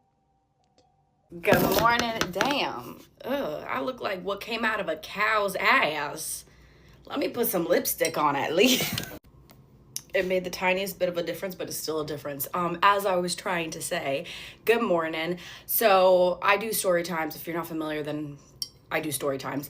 My recent one was a little bit of a story time. I did 2 parts, part 1 and part 2. I was wondering, question for you is, should I do part 3 or should I end the story there, leave it as the cliffhanger? Because I like my stories leaving with a cliffhanger. All of them leave with a cliffhanger. Or continue it to part 3. Or, like I said, scratch that. I'm coming! Scratch that. Or do a spooky story, creepy story time. Like, what do you want, babes? Because you're the consumer and I'm the producer. So you let me know what you want. All right, Pookie, love you. Mwah, mwah, kisses. Ciao, ciao. Sometimes you just have to remind them where they belong. Ever since that night, Miss Sterling had fallen in line. Her work was flawless, turned in on time, no more excuses or little missteps. It was almost laughable how easy it had been. One little push, one quick correction, and she folded like paper. They always do. She knew her place now, beneath me. It suited her, really. Obedience brought out something refined in her. She worked harder, smiled more, even spoke less unless spoken to. I liked that. I liked knowing she understood her purpose was to serve my vision, to execute my will without hesitation. I'd seen women like her before, the kind who coasted through life, their charm and bright smiles shielding them from the consequences that they deserved. No one had ever put Miss Sterling in her place before. That's why she was drawn to me, though she would never admit it. She liked being controlled, liked knowing that someone was watching her every move. I'd reduced her world to something small, manageable, a single focus. Me. And it was beautiful to watch her thrive in her place, like a flower kept in a vase, fragile, controlled. And I watched her closely more than she realized. I knew everything about her, what she ate for lunch, what perfume she used, when she washed her hair, how long she lingered in the bathroom during her 2:15 break. 7 minutes, no more, no less. I even knew when she was on her period. It was almost impossible not to notice the subtle shift in her routine, the way she slipped away more often, her steps heavy, her energy dull. Details like that mattered. They were what made her manageable, predictable, weak. Weakness was the easiest thing to exploit, and hers was glaring. But lately, there was something else, something I hadn't accounted for. She was trying for me. The subtle shift in her wardrobe didn't escape my attention. Skirts that brushed a little higher above the knee, a neckline that hinted at a curve rather than hiding it. Her tone, too, had softened, losing the professional edge when she spoke to me. "Is there anything else I can help you with, David?" she asked me this morning, her lips curving ever so slightly when she said my name. I let her think I didn't notice. The truth amused me. She was subtle, yes, but not clever. Her attempts to please me were as obvious as they were desperate, and I enjoyed watching her try. But not tonight. Tonight, she stepped out of line. It started small. She wore something too revealing to the office, a fitted blouse that clung too tightly, a skirt that left very little to the imagination. I could tell, though, that she thought it would distract me, maybe even provoke me. She wasn't wrong, but it wasn't enough to warrant punishment. Not yet. The tipping point came during the afternoon, as I observed her from my office. One of the other female employees, a bubbly blonde whore from HR, had approached her desk. I didn't need to hear their conversation to know what was happening. Their animated gestures and frequent laughter told me all I needed to know. Then the blonde leaned in closer, smiling conspiratorially. Miss Sterling glanced in my direction, her eyes locking with mine. I didn't look away, and neither did she. It was a challenge. "Don't you fucking dare," I muttered to myself. She turned back to the blonde, her lips curving into a mischievous smile. I couldn't hear her response, but her nod said it all. She agreed. Agreed to what? I didn't care. What mattered was that she thought she could defy me, that she could seek out attention elsewhere. My jaw tightened, my fingers curling into a fist against the polished wood on my desk, and when she returned to her seat, I waited. I let her think she won. And then I struck. "Miss Sterling," I called, my tone sharp enough to make her flinch. I crossed the room in 3 long strides, dropping a thick stack of files on her desk. "I need these completed by the end of the day." Her eyebrows curved as she looked up at me. "But sir, it's Friday. Did I ask for an excuse?" I cut her off, my voice cold. "You know, your employee report card is due next week. And if you would like a permanent position here, I suggest you prioritize your responsibilities over your distractions." Her mouth opened and then closed. She nodded, her knuckles white as she gripped the pen in her hand. By the time the office emptied for the week, she was still at her desk, her shoulders hunched as she worked under the dim overhead lights. The clock ticked closer to 9 p.m., and still she remained, working, like a good little girl. When the last of the footsteps faded, I approached. She didn't look up until I spoke. "Miss Sterling." Her head snapped up, her eyes wide with exhaustion and something else. "David, that's Mr. Harper," I corrected, my tone sharp. "Stand up." She hesitated, confusion flickering across her face. "What?" "You heard me." I stepped closer, my shadow falling over her. "You wanted to act out earlier. You wanted my attention, and now you have it. Stand up." Slowly, she rose to her feet, her breathing shallow. I took her seat and leaned back, crossing my hands behind my head in a relaxed stance. "Now dance," I said, my voice low and firm, her brows knitted together, her lips parting as if to protest. "Dance," I repeated, my tone leaving no room for argument. "Like you would have at the club tonight. Show me what you thought was more important than your work." Her movements were hesitant at first, stiff. It wasn't enough. "Better," I said, my voice a growl. "You wanted this, didn't you?" I watched her closely, my gaze unflinching as her hips began to sway in slow, seductive movements.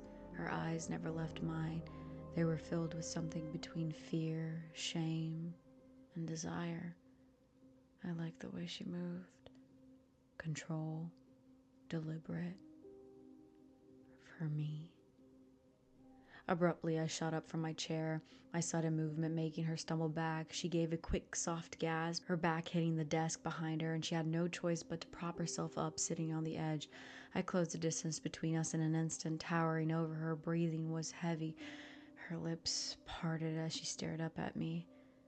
And slowly I leaned in, my lips brushing her ear. "Careful, Miss Sterling. You're walking a very fine line." I pulled back just enough to face her, my thumb grazing her bottom lip as I tilted her chin up. "And we wouldn't want you to fall," I murmured, my voice dripping with menace. "And crack your pretty little neck, now would we?"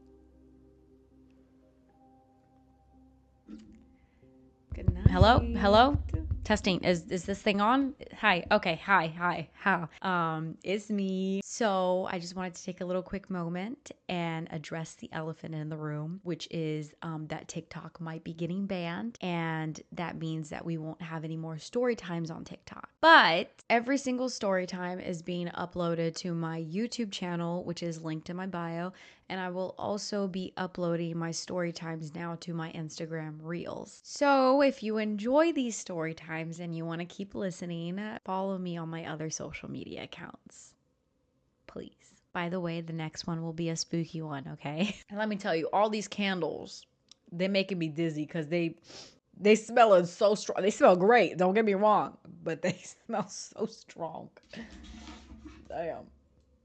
Poor Holly hated her Christmas tree. Not because it was small, or lopsided, or bare. No. It was because it wouldn't stop dripping thick, dark, red sap that almost looked like blood. And the tree wasn't the only thing. The stockings above the fireplace weren't where she hung them. They slithered across the mantel as if they were alive, tangling themselves in knots. The mistletoe that looked so charming last week now seemed to grow darker and larger every time she glanced at them, its leaves curling into shapes that almost looked like claws. The snow outside, which she ordered to create the perfect white Christmas, had turned black overnight. What started as faint gray streaks had deepened into an inky tar-like color that spread across her lawn in jagged, unnatural lines. It looked more like a spilled oil than snow. And then there were the lights. Oh, the lights. The string of warm, twinkling bulbs she draped so carefully around her house now blinked erratic in strobe-like bursts, casting eerie shadows on the walls. Last night, she swore they flickered in rhythm like a heartbeat. Holly squeezed her eyes shut, trying to block out the chaos surrounding her. It wasn't supposed to be like this. The voice in her head repeated what Joanne had warned her. You have to follow the instructions. But Holly hadn't. Not always. Some of the rules seemed harmless to ignore. Who cares if she unplugged the lights past midnight? Who cared if the tree went 3 days without water? Apparently, evergreen wishes did. It wasn't like this a week ago. A week ago, her Christmas was a mess for an entirely different reason. Last Monday, Holly had been sitting across from Joanne at their favorite coffee shop, halfway through their gingerbread latte and a mental breakdown. It's falling apart, Holly sighed, dropping her head onto the table with a thunk. The tree's a disaster. I burnt the cookies. The turkey's half the size it should be. I don't even have time to go shopping for decorations. Christmas is ruined. Joanne frowned, stirring her drink with slow, deliberate movements. You're being dramatic, she said. There was no teasing in her voice. It's just Christmas. What's the worst that happens? Your family gets a slightly sadder turkey? Holly lifted her head to glare at her. My mother is already planning to judge every single little thing I do. This is the first Christmas I'm hosting, and I can't have it be pathetic. I just want it to be perfect. Joanne hesitated, her spoon clinking against her mug. Then she leaned in close, her voice low and serious. There's something you could try, but you have to promise me you'll listen. Really listen to the instructions. No shortcuts, no skipping steps. If you do what they tell you, your Christmas will be perfect. Holly blinked at her. What are you talking about? Joanne's lips pressed into a thin line like she wasn't sure she should keep going. But then she said, there's this delivery service called Evergreen Wishes. They're different. They'll send you what you need no matter how impossible it seems, but it comes with rules. You have to follow the rules. Holly had laughed at the idea, brushing it off as some weird sales pitch Joanne had fallen for. But that night, standing in her kitchen, surrounded by burnt cookies and shattered ornaments, she caved. The website was so simple it almost looked eerie. A single box blinked on the screen. What do you need this holiday season? The first order had been harmless enough. She typed, a perfect Christmas tree. The next morning, a delivery truck pulled up to her house. A man in a plain green jumpsuit unloaded the most stunning tree Holly had ever seen. Tall, lush, and symmetrical. Taped to the box of ornaments that came with it was a folded card that read, water daily. Do not place near direct sunlight. She followed the instructions at first. Why wouldn't she? The tree seemed perfect, and when her friends came over, they marveled at how fresh and beautiful it looked. But the tree was just the beginning. The next morning, Holly found herself scrolling through the Evergreen Wishes website again, more intrigued than ever. If they could deliver something as incredible as this tree, what else could they do? She wandered through her house, taking mental notes of everything that needed fixing: the dim lights in the living room, the outdated wreath on the front door, the cheap stockings she's grabbed on sale last year. By the time she got back to her computer, she had a pretty long list. That night, she placed her orders: a wreath that would glow softly in the dark, a set of stockings so plush and beautiful they looked straight out of a catalog, twinkling snowflakes for the yard that never fade even in the sun. When she woke up the next morning, it was all there, waiting neatly on her porch. Each box came with its own set of instructions, printed in the same delicate font. Do not leave unattended after dark. Dust daily. Keep away from open flames. Holly took it all seriously. She followed every rule, setting an alarm on her phones to remind herself to water the tree, dust the wreath, unplug the lights at exact times listed. The results were stunning. Her house looked like something out of a holiday movie, warm and inviting, the picture of perfection. For days, everything was flawless. But then, 3 nights before Christmas Eve, it started to slip. It was just one night, she told herself. One night wouldn't matter. She had a few glasses of wine while wrapping gifts and nodded off on the couch, forgetting to unplug the lights and dust the wreath. And when she woke up the next morning, the house was different. At first, it was subtle. The stockings seemed to hang a little low, their embroidered names twisted into odd angles. The snowflakes in the yard looked duller, like frostbitten plastic, and the wreath, her beautiful, glowing wreath, had a strange shadow behind it, almost like it was growing thicker. Holly frowned but brushed it off as a trick of the light. She followed the rules perfectly the next day and convinced herself that everything would go back to normal. But it didn't. The following night, she forgot again. This time, it wasn't wine. She stayed up late finishing last-minute work emails and fell asleep at her desk. By the time she woke up and made her rounds, the damage was worse. The stockings were tangled in knots, almost like they tied themselves together. The snow outside had begun to darken at the edges, faint streaks of gray spreading across the yard, and the wreath. Holly swore its leaves were sharper, almost like thorns, casting jagged shadows on the walls. She tried to keep it together, telling herself that it was just her imagination, but the voice in her head grew louder, repeating Joanne's words like a chant. Don't mess up. Don't mess up. Don't mess up. Holly tried to ignore the growing unease in her stomach, but the thought of everything slipping away, her perfect Christmas, her hard work, it was unbearable. She convinced herself that there was only one solution: she needed more.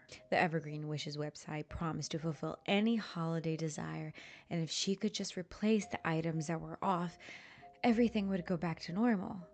So, that night, she placed another order, this time bigger. A second set of stockings to replace the tangled ones, extra snowflakes to cover the dull patches in the yard, and impulsively a centerpiece for the dining table, a glowing, enchanted snow globe that she thought would tie the whole house together. The next morning, the boxes arrived, as they always did, but this time the instructions seemed different. Instead of simple rules like dust daily or keep away from flames, the cards now read vague and unsettling warnings. Do not look directly into the snow globe after hours. The stockings must be undisturbed until Christmas morning. Do not wet the snow. Holly hesitated, her fingers trembling as she read each note. For the first time, she wondered who or what was sending these things. But she pushed the thought aside. There was no time to dwell on it. She needed to fix her house, and if she followed the rules carefully, everything would be fine. For the next 2 days, she tried. She really tried. But with every new delivery, there were so many rules to follow, and Holly found herself drowning in them. The tree needed watering twice a day now. The lights had to be unplugged at a specific minute of the day, and the snow globe. The snow globe cast strange, flickering shadows on the wall.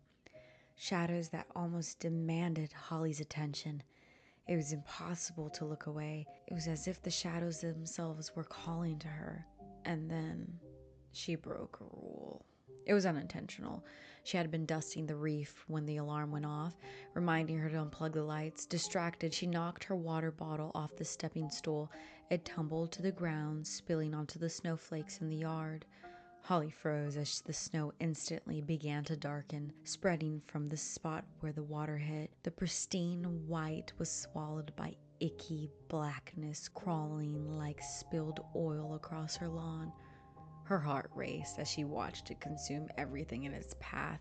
Panicked, she ran back inside, only to find the stockings on the mantel had untangled themselves, but now they were hanging at odd, unsettling angles.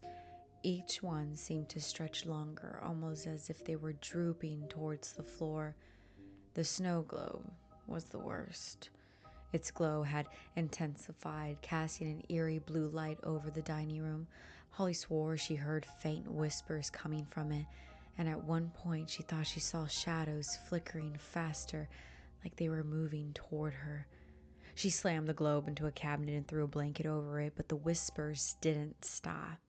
By Christmas Eve, her house was unrecognizable. The once perfect decorations were warped and grotesque, twisting into shapes that made her skin crawl. The tree no longer shimmered, it loomed, its branches heavy with what looked like dripping sap but smelled metallic like blood. The reef had spread beyond the doorframe, its thorny leaves creeping up the walls like vines. Holly sat in the middle of her living room, clutching her knees, the warning cards scattered around her like confetti. Her phone buzzed. It was her family, texting to say how excited they were to see her tomorrow. For the first time, Holly didn't care about Christmas being perfect. She just wanted to survive the night. Frustrated and exhausted, Holly paced the living room, the snow globe flickering in the corner of her vision. She didn't know why, but she called Joanne. What could she possibly do to fix this? But Joanne picked up, her tone eerily calm. You broke the rules, didn't you? Joanne's voice was heavy, but there was something else in it. Holly exploded. I don't need your judgment right now. You're the one who told me about this thing. How do I fix it? You don't, Joanne said simply. There's no going back. Only forward. The line went dead. Holly stared at the phone in her hand, the weight of Joanne's words sinking in. Forward. What did that even mean? In a haze of desperation, she turned back to the Evergreen Wishes website. Her fingers trembled as she typed a single word into the box. Perfect. She hesitated, her mind screaming at her to stop, but then she clicked enter. The confirmation screen blinked at her, the same simple message as always: your wish will arrive soon. Regret hit her like a wave. She stayed up all night, too afraid to sleep. She pulled a chair to the front door, gripping a bat in her hands, her eyes glued to the window. Every flicker of movement outside sent her heart racing. By dawn, she was trembling with exhaustion, her eyelids drooping, and against her will, she slipped into a restless sleep. The doorbell jolted her awake. The sound was sharp, echoing through the stillness of the house. Holly's blood ran cold as she saw the silhouette through the frosted glass of the door. A woman, standing perfectly still. The figure rang the doorbell again, the sound steady and deliberate. Holly gripped the bat tighter as she stood, her legs shaking beneath her. She crept towards the door, her heart pounding. The silhouette didn't move.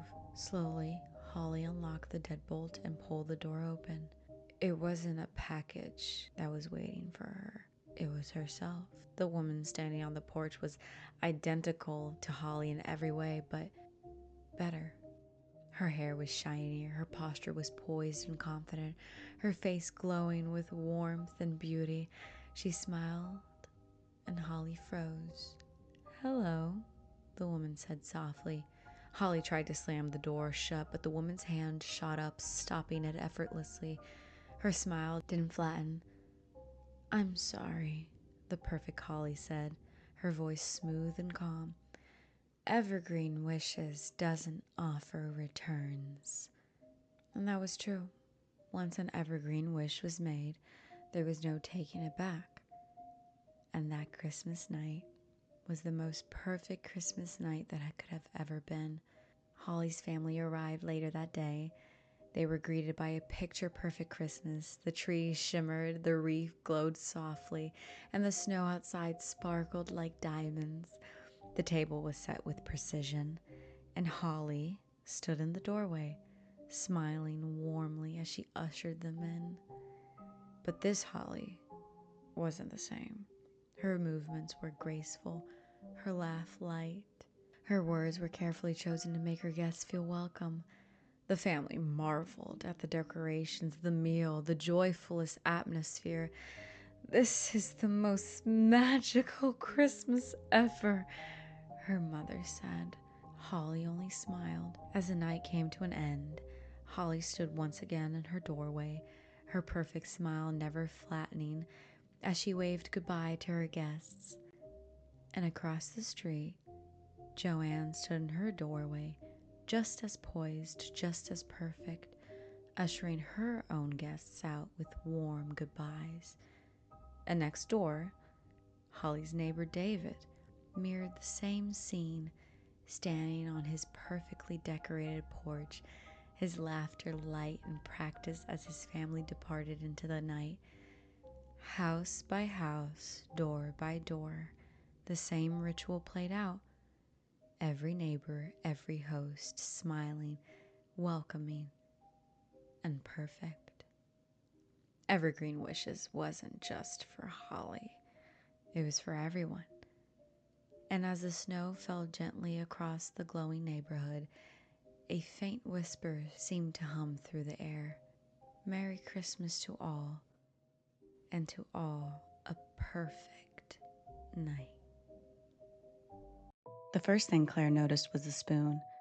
It wasn't in the sink where she swore she'd left it, nor in the dishwasher, nor anywhere else it logically could have been. She tore through her kitchen, muttering to herself, "I'm losing it."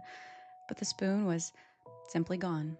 It wasn't that big of a deal, she told herself. Just one of those things like losing a sock in the laundry or forgetting where you parked. But then it was her favorite coffee mug. And after that, her left sneaker. Small, random things vanishing without a trace. By the third day, Claire began to joke that her house was haunted. She even texted her best friend, "Either I'm losing my mind or I've got a pretty, very tidy poltergeist." Her friend responded with a string of laughing emojis. Claire laughed too, but she didn't mention the noises. The faint scuffing she started hearing late at night, like something small moving through the walls. She blamed mice at first, but deep down, she knew the truth. Mice didn't breathe. The noises grew louder with each passing night, a faint scuffing in the walls like something dragging itself just out of reach. Claire set traps, thinking it must be mice, but every morning the traps were untouched. The disappearances were harder to ignore. Her shampoo bottle was suddenly empty, and more of her clothing items had vanished from the laundry basket. She even started to notice the small items around her house had been rearranged ever so slightly. The picture frames on the walls were all slightly crooked to the left, her curtains drawn tightly, her skincare products lined up from tallest to shortest. It was subtle, almost unnoticeable, but the details began piling up. Then there was the trash can. One evening, as she carelessly threw an empty yogurt cup inside, she froze of the sound of the cup hitting the bottom of the bin. The trash bag she just replaced a few minutes ago was gone. She pulled back, her stomach turning. It felt like an invasion, but from what or who? Unable to shake the feeling, Claire did a thorough sweep of the house, checking behind every door, looking in every closet, under every bed, and finally, she checked her room. In her closet, she noticed that behind her thick winter coats, there was a loose wall panel. She froze at the sight, shocked at how she never noticed. She quickly ran to the kitchen, and under the sink, she grabbed a hammer and a flashlight and made her way back to her bedroom closet. She pried the panel loose, and that's when the stench of rotten filth hit her. Gagging and holding her hand up to her face, she looked inside. The space was dark and small, filled with dust and cobwebs, and it was the size of another small walk-in closet, but the ceiling was high.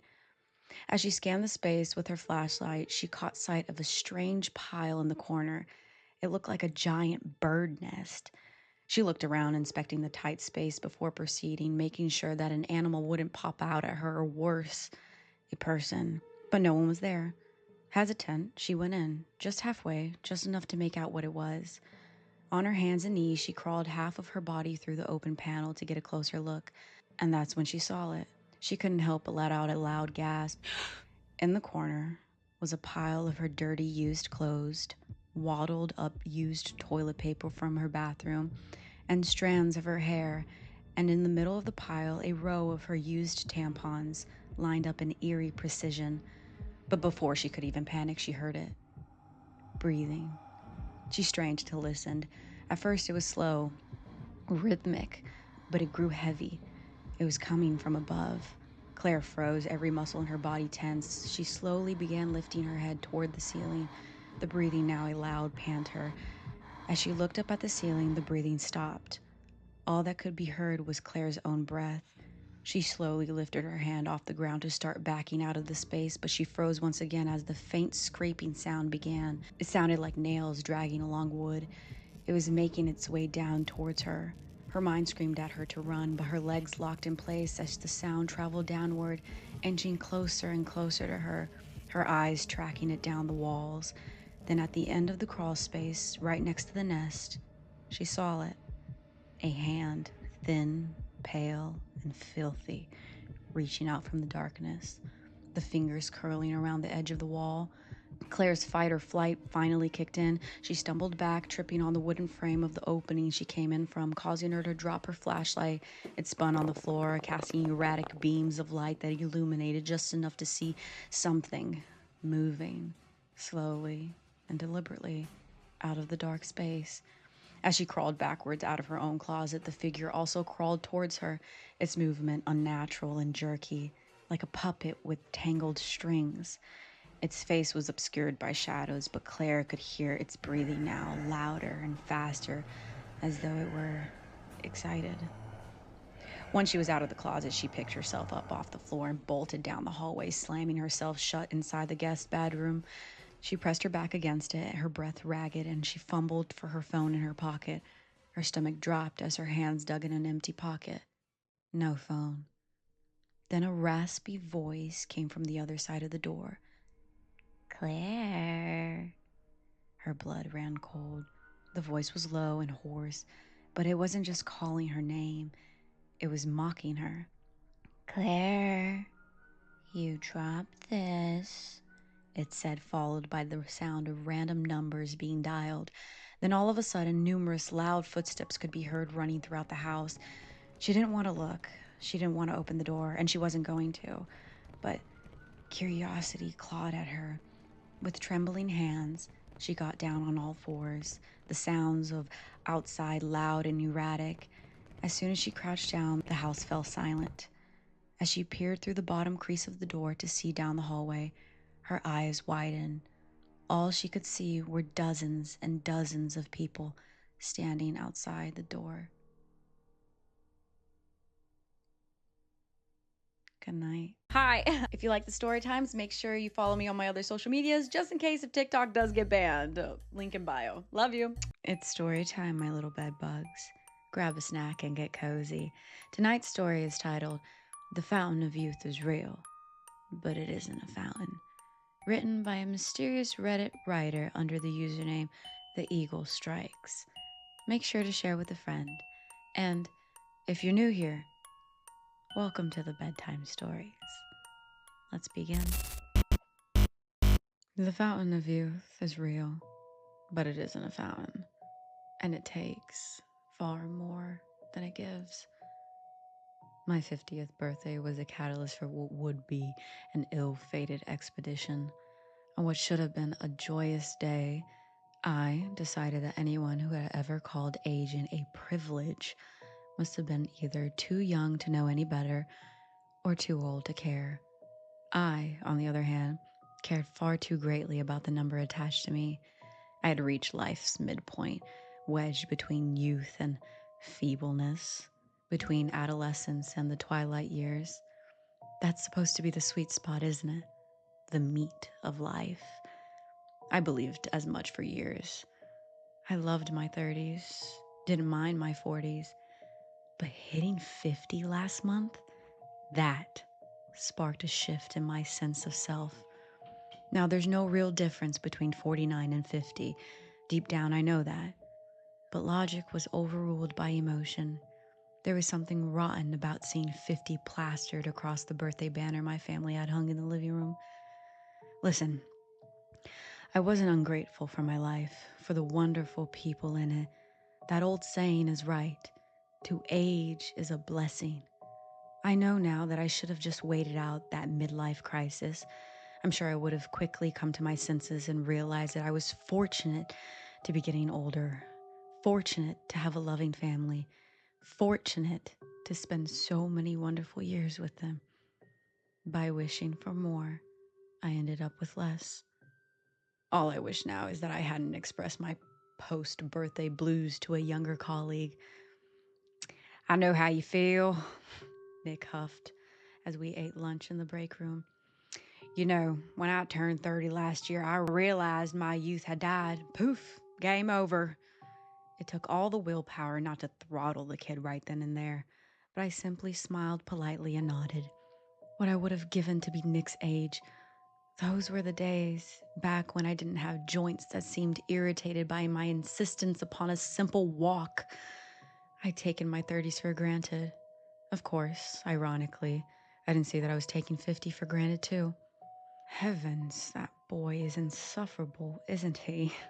Chuckled Clarence, once Nick had left the room. I grinned and nodded in agreement with a departmental director who sat at the table next to mine. That gray-haired, bushy-mustached gentleman of roughly 70. He was one of the organization's few employees older than me, older, some teased, than the company itself.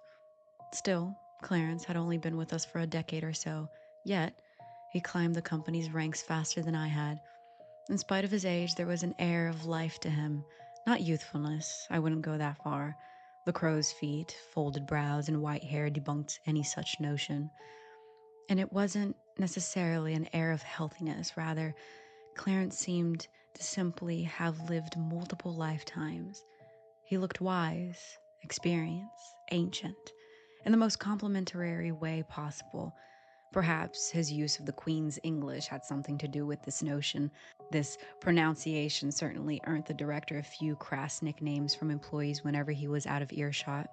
Aside from the existential crisis, did you have a pleasant birthday, Jeremy? Asked Clarence. I turned to him and nodded. My wife and son threw a party. They invited my brother, sister, nieces, and nephews. It was a nice surprise. A nice do. A nice do, Clarence repeated, letting loose a weary smile. That means nothing at the end of the day, does it? I raised an eyebrow. I beg your pardon? For the old, the niceness of life means nothing, the old man clarified. Nice, not so nice. It's all the same flavor of terrible, isn't it? My best days this year's don't compare to the worst days of my youth. Don't you see what I'm saying, Jeremy? What matters in life is duration. How many years, months, weeks, or days remain on the clock? Quantity, not quality. That's quite a cynical view, Clarence. I chuckled uncomfortably. Don't you share that cynicism, Jeremy?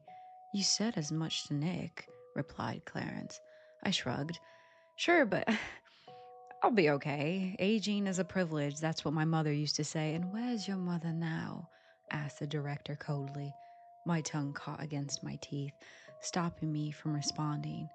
Truthfully, I was too frightened to respond, too chilled, not only by the callousness of my colleague's words, but the oddness of his tone. Clarence had always been a slightly strange, distant man, but he never unnerved me before. You need simply not settle, Jeremy, whispered my colleague. What would you say in joining me on the upcoming company trip? To Miami? I asked. Clarence nodded. An attempt to diffuse the tension, I joked. I get it. You're saying that I'm old enough to go on the big boys trip now. Is that it? The old man got up and shuffled towards the door, patting my shoulder on the way. January 25th, Jeremy. Now, I could sit here and type about the business trip to Miami. However, this wasn't a business trip. Not for me, anyway. Clarence made that abundantly clear. Today, Jeremy, you and I will take a boat to the island of North Bimini, he explained as I climbed into the taxi with him and a young woman, not a colleague I knew. There were no other employees from our company, in fact. Jeremy, I would like you to meet Layla, our tour guide. The young woman smiled at me and I was overcome by a dreadful vibe. I started to fear that Clarence might be taking me to some less than reputable place for some less than reputable activities, if you catch my drift. When the taxi dropped us off at a rickety old dock, a rickety old captain, a bearded, stocky, middle-aged man by the name of Malik, led us to his rickety old boat. He was a local from North Bimini who Clarence had paid a seizable sum of money to ferry us there. Curiosity drove me to get onto that boat along with Captain Malik, Director Clarence, and this mysterious girl, Layla. If I could go back, I would have stopped myself. When we were halfway from Fort Lauderdale and Bimini, that's when I started asking any questions. Why are we going to this island, and why did you only bring me? Clarence smiled. I didn't agree to come on this trip for business, Jeremy. Every once in a blue moon, I fly to the States in search of a place. I found it before, as a matter of fact, but it is a place that moves, so retracing one's steps would be fruitless. Fortunately, 5 days ago, Miss Layla found this hidden gem. A moving place? I asked. The old man took a pause, then exhaled deeply, euphorically. A place more beautiful each time I find it. When I say its name, you'll want to laugh, but you mustn't laugh, Jeremy. I wish to speak candidly, wish to speak with the utmost sincerity. Understand? I nodded. Right, he continued. On the island of South Bimini, there is a historical landmark that draws tourists from all over the world, but it's all for show. What landmark? I asked. The Fountain of Youth, Clarence answered. A well in the heart of a dirt patch, a tourist trap inspired by that supposedly mythical place that which explorers long searched centuries ago. But it was never a tale of fiction at all, Jeremy. The fountain's true location simply fitted from place to place, changed so rapidly that very few men and women in history have ever found it. But I did, Jeremy. I found it, as I said many times. And then the old man paused, observing me from the bench opposite mine with eyes narrow and accusatory, as if challenging me to laugh.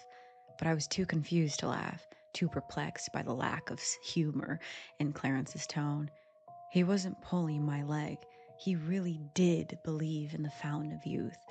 Mocking the man wouldn't have been wise. I read as much in his unstable eyes. Instead, I took his statement at face value and offered the obvious response. There is no fountain of youth, Clarence, I said. The man shook his head violently. I've seen it with my own eyes 10 times. I frowned and chose my words carefully. Listen, Clarence, I'm willing to believe that you and Layla have, at different points in your lives, stumbled across spectacular fountains, hidden gems in natures. But those bodies of water, which will have been natural, not mystical, mind you, were separate from one another. A fountain cannot physically move from place to place. Not the kind of fountain you're picturing, Layla said. But I understand your reservations. I was doubtful too until I saw it myself. I spent 8 years searching. 8 years? Since you were a child? I inwardly thought, scoffing at the woman who seemed to be in her mid-20s. A lost pup, in my eyes, had no need for youth. She already possessed heaps of it. I have only found the fountain so many times because I am forever watching and listening, Jeremy, said Clarence as he pointed a finger at his eyes, then his ears.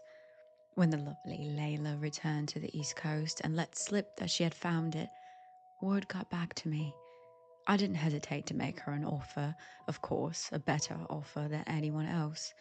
You see, I never know when the fountain will reappear, but whenever it does, I do not squander the opportunity. I shan't miss this window, and neither shall you, Jeremy. You're both absolutely insane, I thought to myself, but I faked a smile and nodded again. I was aware that I had no means of escape. Malik seemed to be the only sane person on the boat.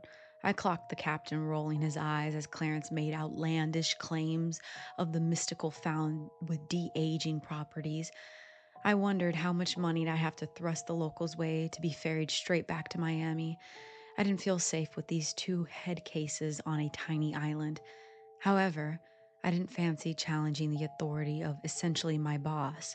Instead, I chose to challenge the validity of his story. I planned to cross my fingers and wait for him to admit that he'd been joking. You said it's not a fountain, I started. What is it? Well, actually, I said that it's not the kind of fountain you're picturing, Layla corrected. Fine, I answered. What does that riddle mean? She opened her mouth to answer, but Clarence raised his hand in an eerie manner. Layla suddenly sat stiffly, buttoned her lips as if she were a ventriloquist's dummy. The young woman seemed behind this excited eyes and beaming smile to be afraid of the director. I mean, I didn't blame her. In fact, I was half considering swimming back to shore. Let's not spoil the surprise, Layla. Jeremy won't understand, Clarence said.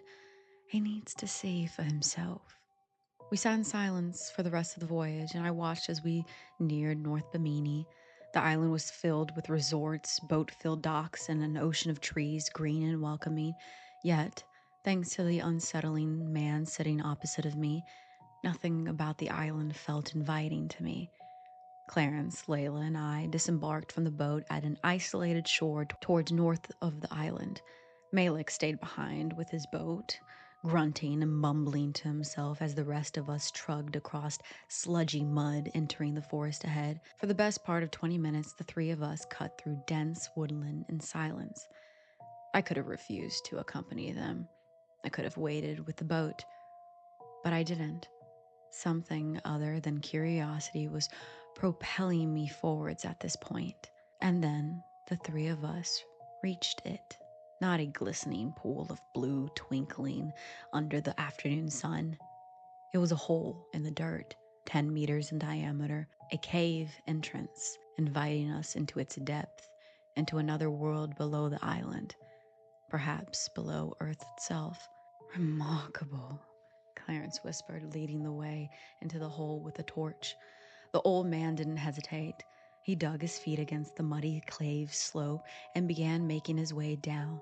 Layla and I followed. I watched the woman skip merrily ahead. Her sense of wonder remained intact. I didn't know what Clarence had said earlier to her to set her on edge, but all washed away as she happily followed our fearless leader into the cave. After descending roughly 50 meters, the slope leveled out into the cave's floor. Ahead of us stood a cylindrical tunnel of rock. It looked pristine, new, youthful, I thought to myself. My instinct was to run back to the boat, but I followed Clarence and Layla through the tunnel, followed them to the dome-like cavern of the mud and rock, and at the cavern's heart was, again, not a fountain, not a pool of water, but admittedly, not something that made any sort of rational sense, not something that abided by the laws of nature as far as I was concerned. It was a small forest that lived down there, somehow surviving without sun above. The forest feels like an embellishment. This cluster of luscious trees covered a grassy rounded mass projecting above the cave's floor with a diameter of about 20 meters. It felt like a teensy segment of forest placed in that underground container of rock and soil. Clarence inhaled and groaned orgasmically.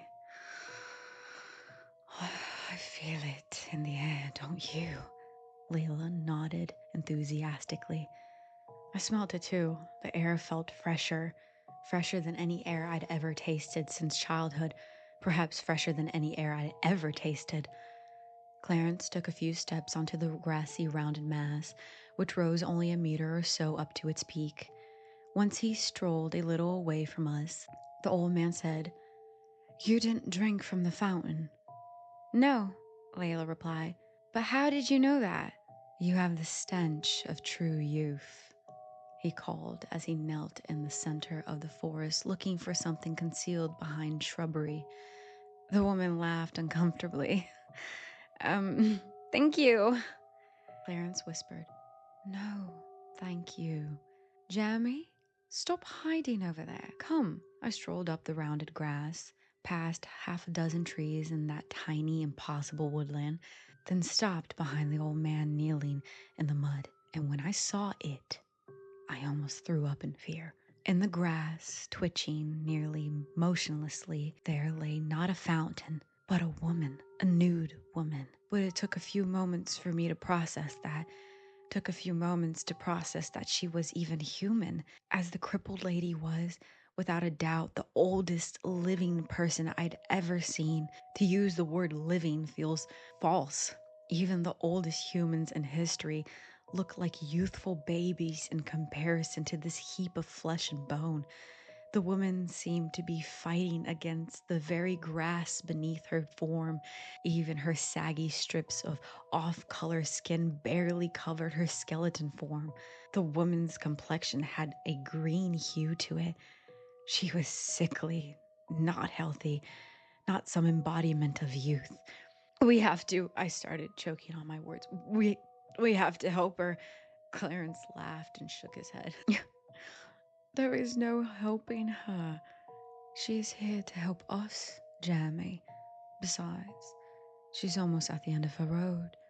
She would not survive without the forest." Then, without warning, the old man lunged forwards like a stray hound eyeing its first meal in many moons.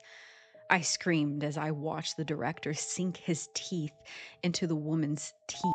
I screamed twice as loudly when I realized that the woman was opening her mouth to scream, but she had no energy to do so, no breath left in her lungs. I watched helplessly as Clarence began to suckle the fountain of youth's essence, whatever essence the near corpse had left to give. As the wretched old man drained the woman, her body raised and fell, pumping up and down in rapid motions, and her skin clung tighter to her skeleton. After a little as 10 seconds, though it felt like an eternal nightmare to me, Clarence stopped.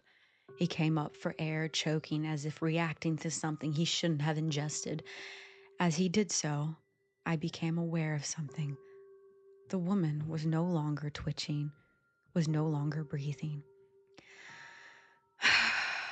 As I said, the end of the road, Clarence exclaimed to me before delicately closing her eyelids. You have blessed me this past century, Florence.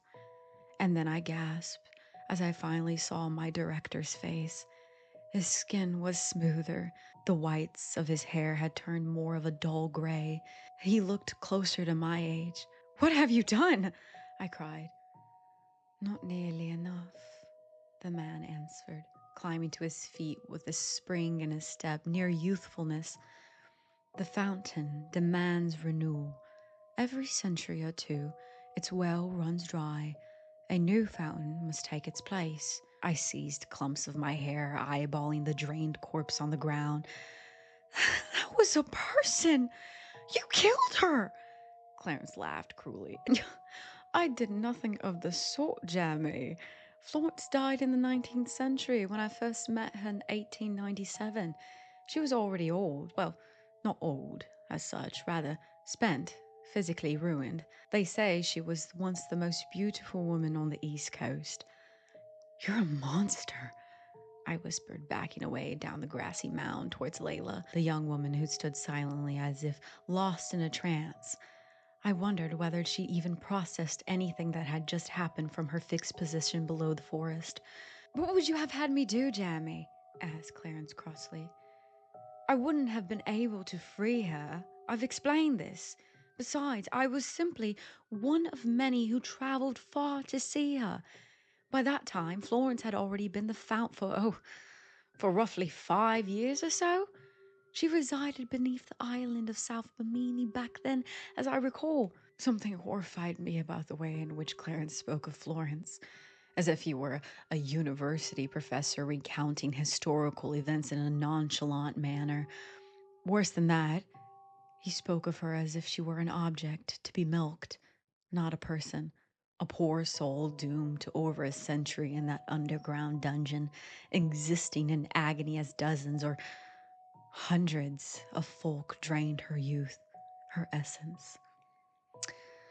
I do wish I had the chance to drink some of her splendor in the early years, he continued.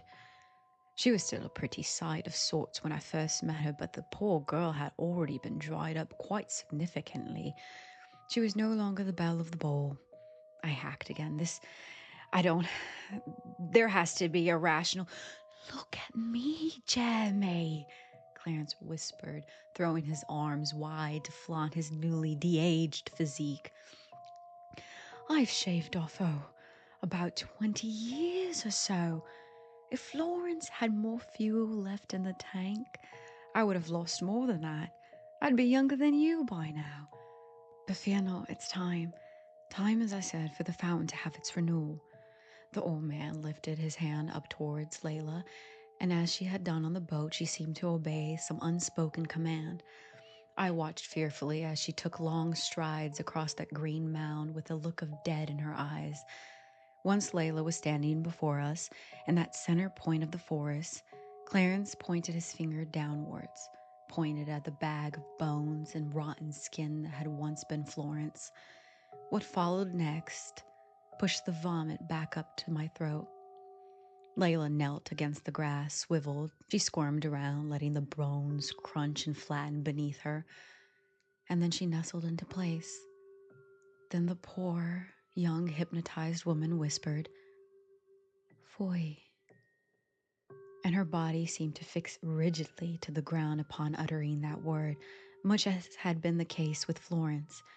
It was as if Layla had signed a contract, but she hadn't. It wasn't Layla in front of me.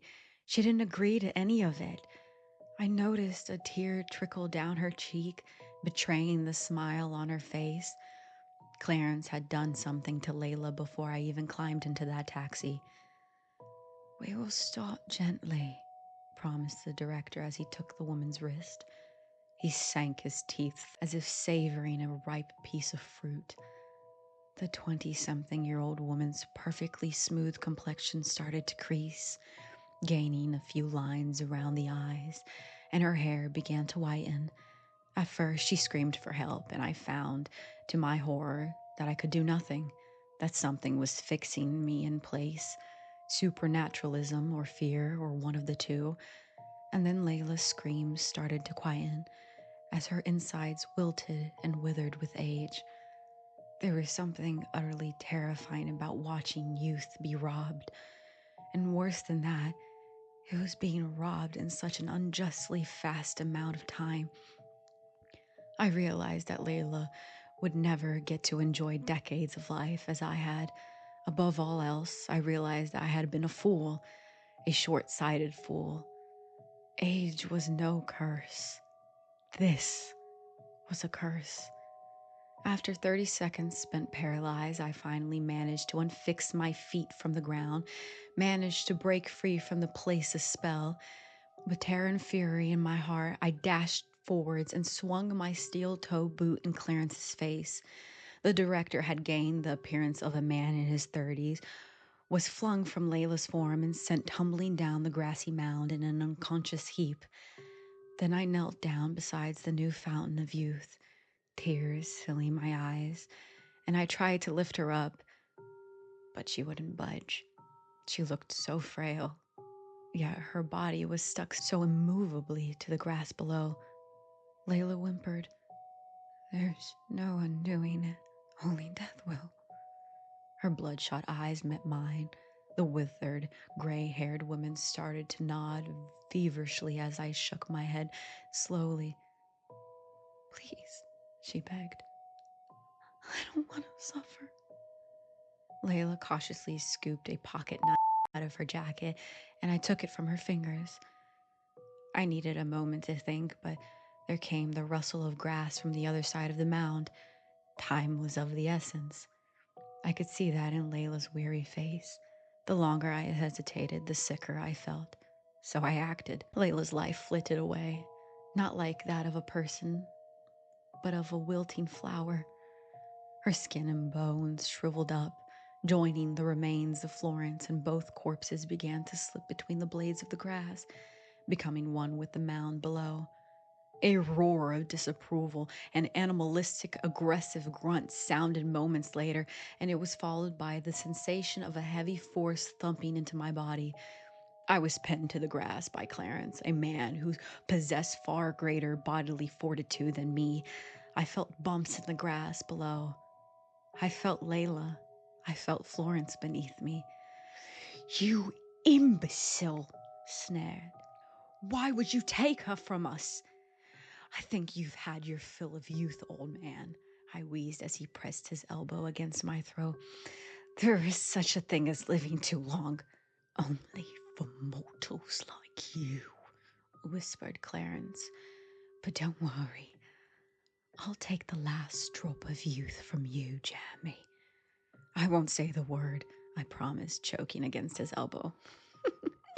He laughed. "As you wish. That word is merely spoken by each fountain of youth as a binding ritual. It fixes at the fount to the earth below.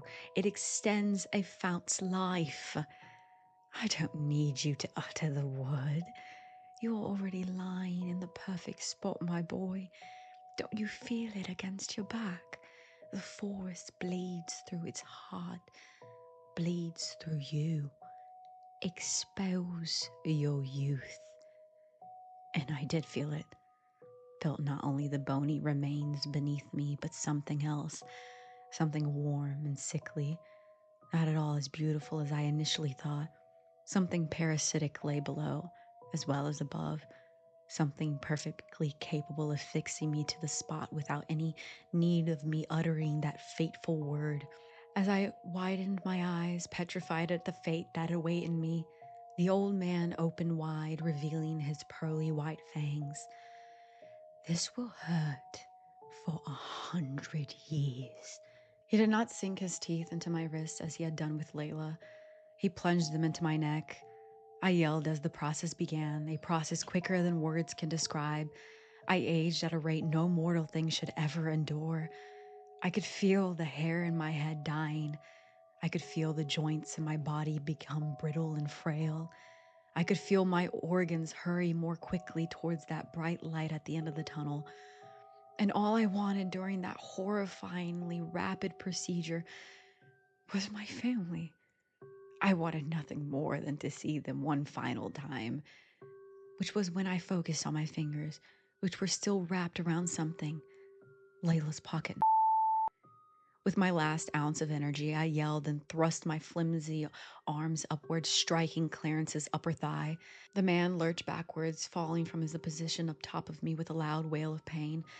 I enjoyed the feeling of those awful fangs releasing from my neck and the eventual slowing of the aging process. But there was, of course, no time to dwell.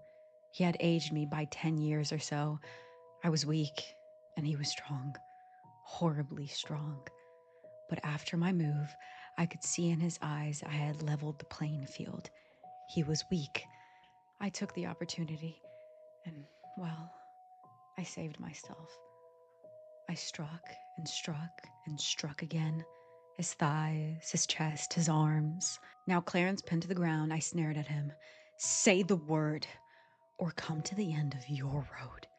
The young man's eyes wandered weakly as he bled profusely.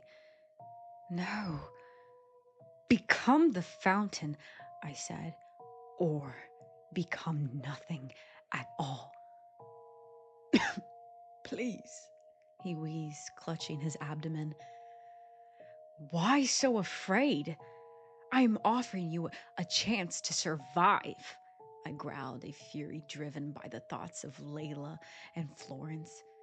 You said that life is all about quantity, not quality. So say the word and you'll get to live a lot longer. Any sane person would have chose the blade, but Clarence was barely a person.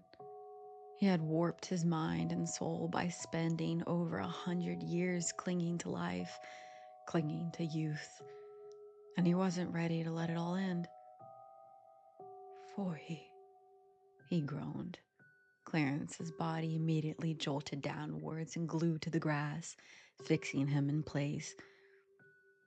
I considered it for a moment, lifting the man's wrist and taking my youth back, reclaiming the decade or so that he'd stolen from me. But as I eyed the flesh, I felt it. That force below the soil calling to me. And I knew there'd be a price. Knew that I would end up like Clarence if I were to taste even a droplet of water from the fountain of youth. I wouldn't risk it. So I climbed to my feet.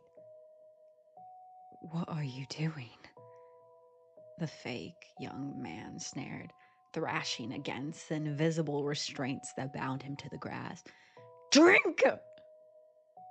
No, I said. I wouldn't want to steal your youth, Clarence. Not when you've worked so hard for it. I'll let you be. You'll last longer that way. No, whispered Clarence as his fate suddenly dawned on him. I backed down the grassy mound, but kept my eyes on him. I was still terrified that that monster would climb to his feet, rush towards me, and steal the last of my life. I only turned on my heel once I reached the tunnel's entrance. When I made it back to the surface, I dashed through the woodland and towards the shore, and I was greeted by a puzzled Malik who asked for the others. I told him that he could go look for them down in the cave, but I wouldn't go with him. He was on the verge of questioning me, I think, until his eyes clocked the purple finger marks on my neck, the bloodstains on my clothes, the greater number of whites on my head, and the lines on my face. He saw that I'd aged impossibly. He put two and two together and nodded his head, untied the ropes, and swiftly set sail back to the east coast. I still hear Clarence's screams. They carried down that underground tunnel like a ghostly wind following me back up to the surface. I think I'll hear him forever. After all, he's still down there. He moves from place to place, of course, but he is still very much alive. That fountain of flesh and bone. Good night. It's story time, my little bed bugs. Grab a snack and get cozy.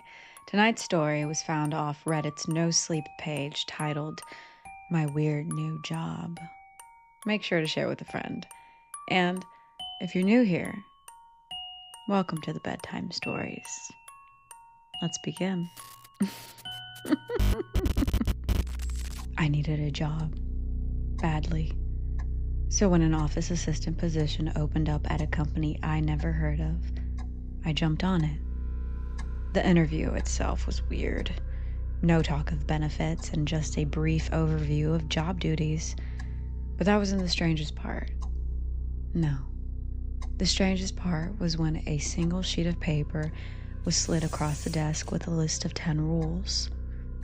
"Follow these exactly," said the interviewer, a pale man in a gray suit, "and you'll do just fine." The rules of employment were: number 1, arrive at 8 a.m. sharp, no earlier, no later. Rule number 2, do not acknowledge the man in the janitor's closet. Rule number 3, if the phone rings at exactly 12:15 p.m., do not answer it. Rule number 4, always leave before 6 p.m. Rule number 5, if you hear typing from the empty cubicle, ignore it. Rule number 6, the coffee in the break room is not for you. Rule number 7, never take the elevator alone. Rule number 8, if you see your own reflection smile at you, look away immediately. Rule number 9, the emergency exit is for emergencies only, real emergencies. And rule number 10, never, under any circumstance, break a rule. I should have run, but the salary was listed at an obscene number. It was enough to dig me out of debt and start over. And so, I signed the contract. Desperation makes you ignore red flags. For the first few days, nothing happened. I did mindless paperwork. I ignored the janitor's closet, and I pretended not to hear the occasional burst of typing from an empty desk. My coworkers were polite, but distant. No one talked about the rules. No one asked questions. By the end of my first week, I was starting to feel safe. Maybe it was all a stupid hazing ritual, a test of obedience. Then I broke a rule. It was an accident. I stayed late one night, caught up in a mountain of files, and when I finally glanced at the clock, it was 6:17 p.m. My stomach dropped. The office was silent. Too silent. The kind of silence that presses in on your ears. I quickly grabbed my bag and walked to the exit, my footsteps suddenly too loud. I kept telling myself, it's fine, it's okay. It's just 17 minutes past 6. The building hadn't exploded. No alarms had gone off. I'm fine. And then I heard it. A click.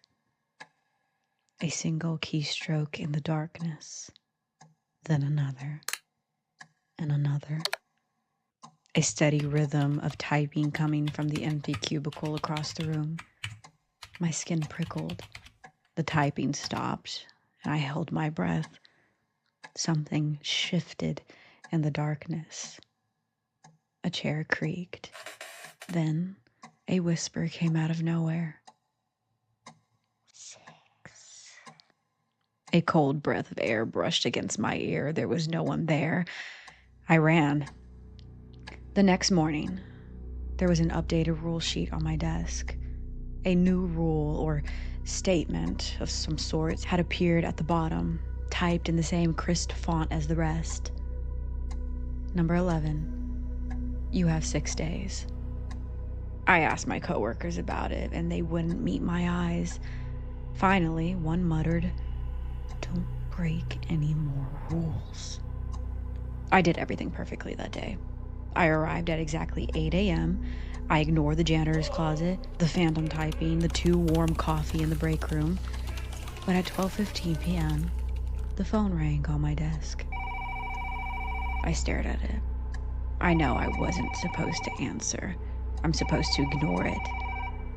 But now I have 6 days to what? To live? To work here? I needed answers. And so I picked it up. Static hissed on the other end, and then a voice warped and distant.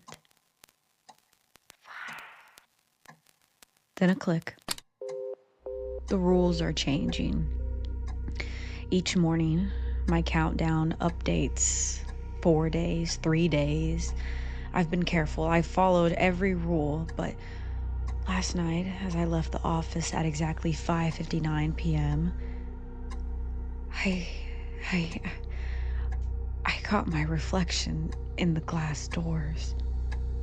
It smiled.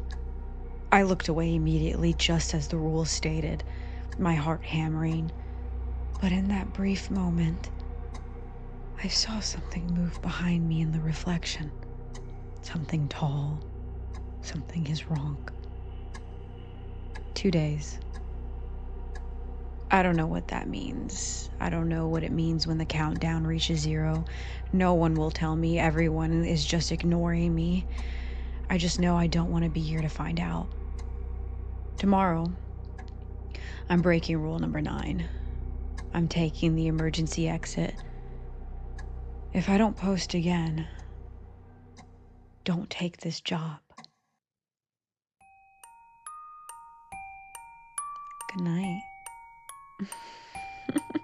It's story time, my little bed bugs. Grab a snack and get cozy. Tonight's story is a story off of the Reddit's No Sleep page titled Shadow. Make sure to share with a friend.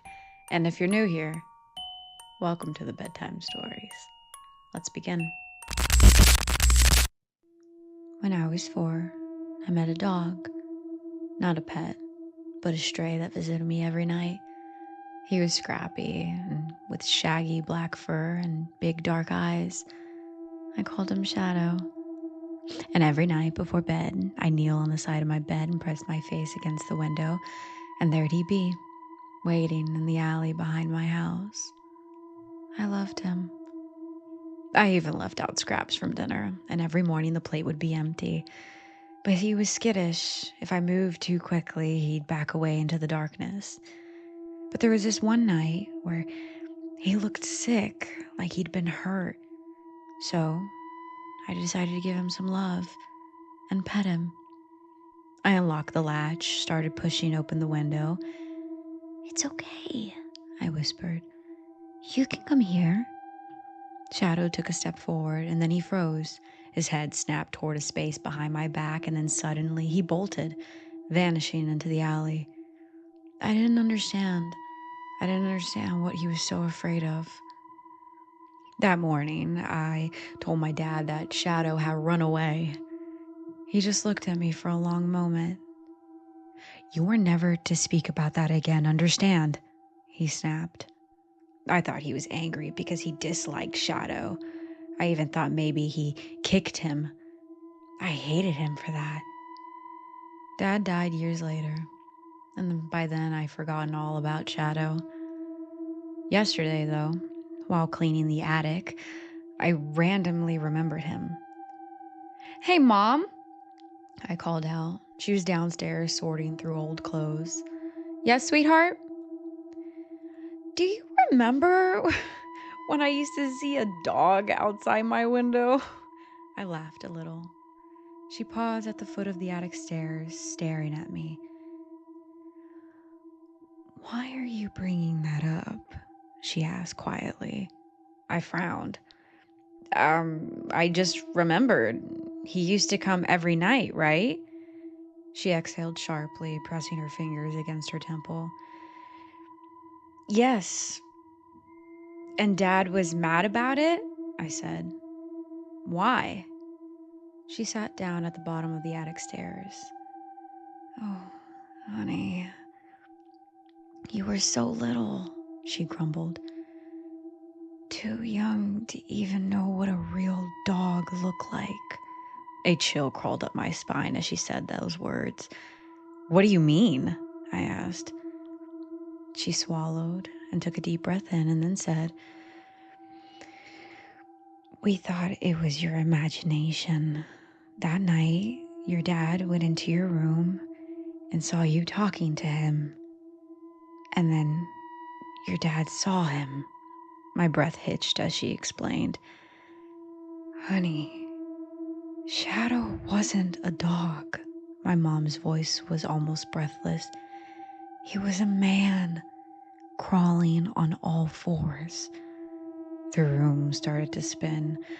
My mom then said that the man had long hair hanging on either side of his head that looked like ears. His hood hid most of his face. I couldn't breathe at the thought, and she continued. He escaped from a psychiatric hospital. He thought he was a dog, snarling at people, eating whatever was left outside. My mom then added that the police eventually caught him, not outdoors, but inside someone's house, miles away from mine. Someone forgot to lock their window that night, my mother said. They only found him when the child woke up screaming. Honey, don't feed any more strays. Good night. It's story time, my little bed bugs. Grab a snack and get cozy. Tonight's story is titled, I Keep Hearing My Name, written by yours truly. Make sure to share with a friend. And if you're new here, welcome to the Bedtime Stories. Let's begin. I keep hearing my name, and I don't think it's someone, but something. The first time it happened, I was in my room in bed scrolling on my phone when I heard my name. Sophie. It was soft, feminine, and it was quick. For a second, I thought it was my mother, but it didn't sound at all like her, and something in my gut told me to ignore it. But I answered anyway. Yeah? But I got no reply back, just my ears ringing ever so slightly. Yeah? I said again, but still nothing. Grunting and rolling my eyes, I got up off my bed and went to find the source. I walked downstairs and there was my mother in the kitchen making lunch. I asked if she called me and she said no. So I shrugged it off. Now that I look back, I think that's where I messed up. I shouldn't have answered it. The next time I heard it was 2 nights later. I woke up in the middle of the night around 2 a.m. with cotton mouth. I tried to go back to sleep. I didn't want to get up. The trip downstairs to the kitchen seemed like so much work. But the longer I waited, the drier my mouth felt. So I got up and I made my way downstairs to the kitchen. I didn't want to wake anyone, so I didn't turn on any lights. I didn't have to anyways. My mother was obsessed with those little scented wallflowers that light up at night, so they were down every hall and room. Once I finally got to the kitchen, I swung open the fridge door, the bright light emanating from it blinding me suddenly, and I dramatically grabbed a cold bottle of water and started downing it. Then I heard it. I froze.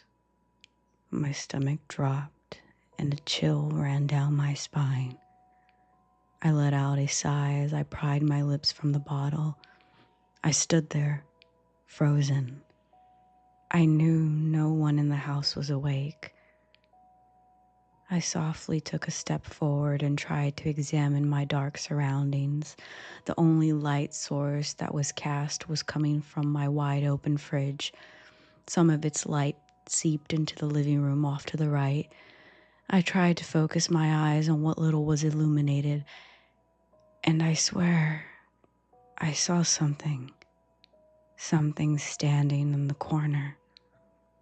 I took another step forward, but as I did, the fridge door slammed shut. Now the only small light sources were the wallflowers illuminating the trail back to my room. I wanted to run, but I couldn't move. My eyes were wide and stuck in the direction of the corner in the living room. Then all of a sudden, whatever I was staring at slightly moved. I bolted back upstairs, screaming as I called out for my parents, and as I ran past each wallflower that illuminated the way back, they began to burst. Darkness engulfed the trail I left behind. I slammed my bedroom door shut. I was sure my mom and dad would come in barging any second, but I was only greeted with silence. I kept calling out to them, but nothing. I barricaded my door and I kept watch for hours. I fell asleep on the floor. I woke up to the sound of my parents talking and laughing over their morning coffee. I immediately ran downstairs and I confronted my parents as to why they didn't come to my aid. They said they didn't hear anything. They just chalked it up to me having a nightmare. But what was interesting was that all the wallflowers did indeed burst. The third time I heard it was when my parents went out for a date night and I was left home alone. All alone. I begged them not to go, but they went anyways. I turned on all the lights in the house, even lit a fire. I wasn't going to be caught in the dark this time, and everything was fine until 2 hours in. I was in the living room watching TV when I heard it again. Sophie. The power cut off. Darkness engulfed the whole house. The only source of light came from the fire that I lit earlier. I jumped off the couch and quickly grabbed the fire poker to defend myself. And then I heard it again. Except this time, it wasn't soft and feminine. It was more of a growl, like it was hungry. The fire crackling was all that could be heard. And then coming from the small hallway that led to the back of the house came the sound of fingernails being dragged across the walls, making its way in my direction. And then what came out of the darkness made my stomach drop. I don't even know how to exactly describe it, but staring directly at me was a 6 feet tall, human-like creature. Purple and blue veins scattered throughout its body, and there were about 5, maybe 6 different faces that looked to have been melted or stuck to its body. Some had mouths wide open. They looked to still be somewhat alive. They blinked and moaned and groaned ever so slightly. The human-like creature was hunched over, its spine protruding from its back. It looked malnourished, and it was salivating. I knew what was about to happen. I knew it was going to eat me. I knew it wanted to add me to its collection. I saw the spot left open for me, right above its left shoulder. I wasn't going to go out without a fight. I tightened my grip on the fire poker. Then it began sprinting towards me, flipping over the coffee table, sliding the couch across the room. It had exceptional strength. It stretched its long fingers out to grab me while its mouth was wide open. I managed to quickly slide right under its legs and strike it from the back with my fire poker.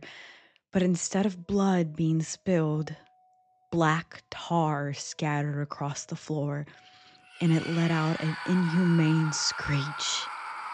Its long arms swung backwards, striking me, causing me to be thrown across the room, hitting the wall and shattering multiple picture frames. It was about to finish the job, but I heard my parents' car door shut, and it ran off down the hall to the back of the house. As I heard the house keys unlocking the door, the power came back on. When my parents walked in, they walked into a destroyed house. The couch flipped in across the room, the coffee table shattered into pieces, scratches up and down the walls, picture frames broken, and glass everywhere. It looked like a wild animal had ransacked the place. Or a girl having a psychotic break. I tried to explain to my parents what had happened and about the human-like creature that tried to eat me and add me to its collection, but they didn't believe me. They instead looked at me like I was crazy. They said I was a danger to myself and potentially a danger to others. So they sent me to the psych ward. I've never felt so betrayed. So that brings me to right now. I've been under psychiatric observation for the last 48 hours. The nurses come by my room and give me mild sedatives every 8 hours to keep me calm. Maybe I am going crazy. Maybe this is all in my head. I started to believe that until I heard it again. Except this time, it wasn't my name. I hear the other psychiatric patient across from my room start screaming. I quickly run to my door to peer out the glass window straight into hers, and I see her quivered in the corner, screaming at the top of her lungs while that thing hunches over her. I start screaming with her to help draw attention for help, but no one comes. It's as if no one can hear us. That's when I see that thing eat her. I let out a gasp and I see her become part of the creature, her face appearing on its right lower backside. And then it turns and looks straight at me and says my name. Sophie.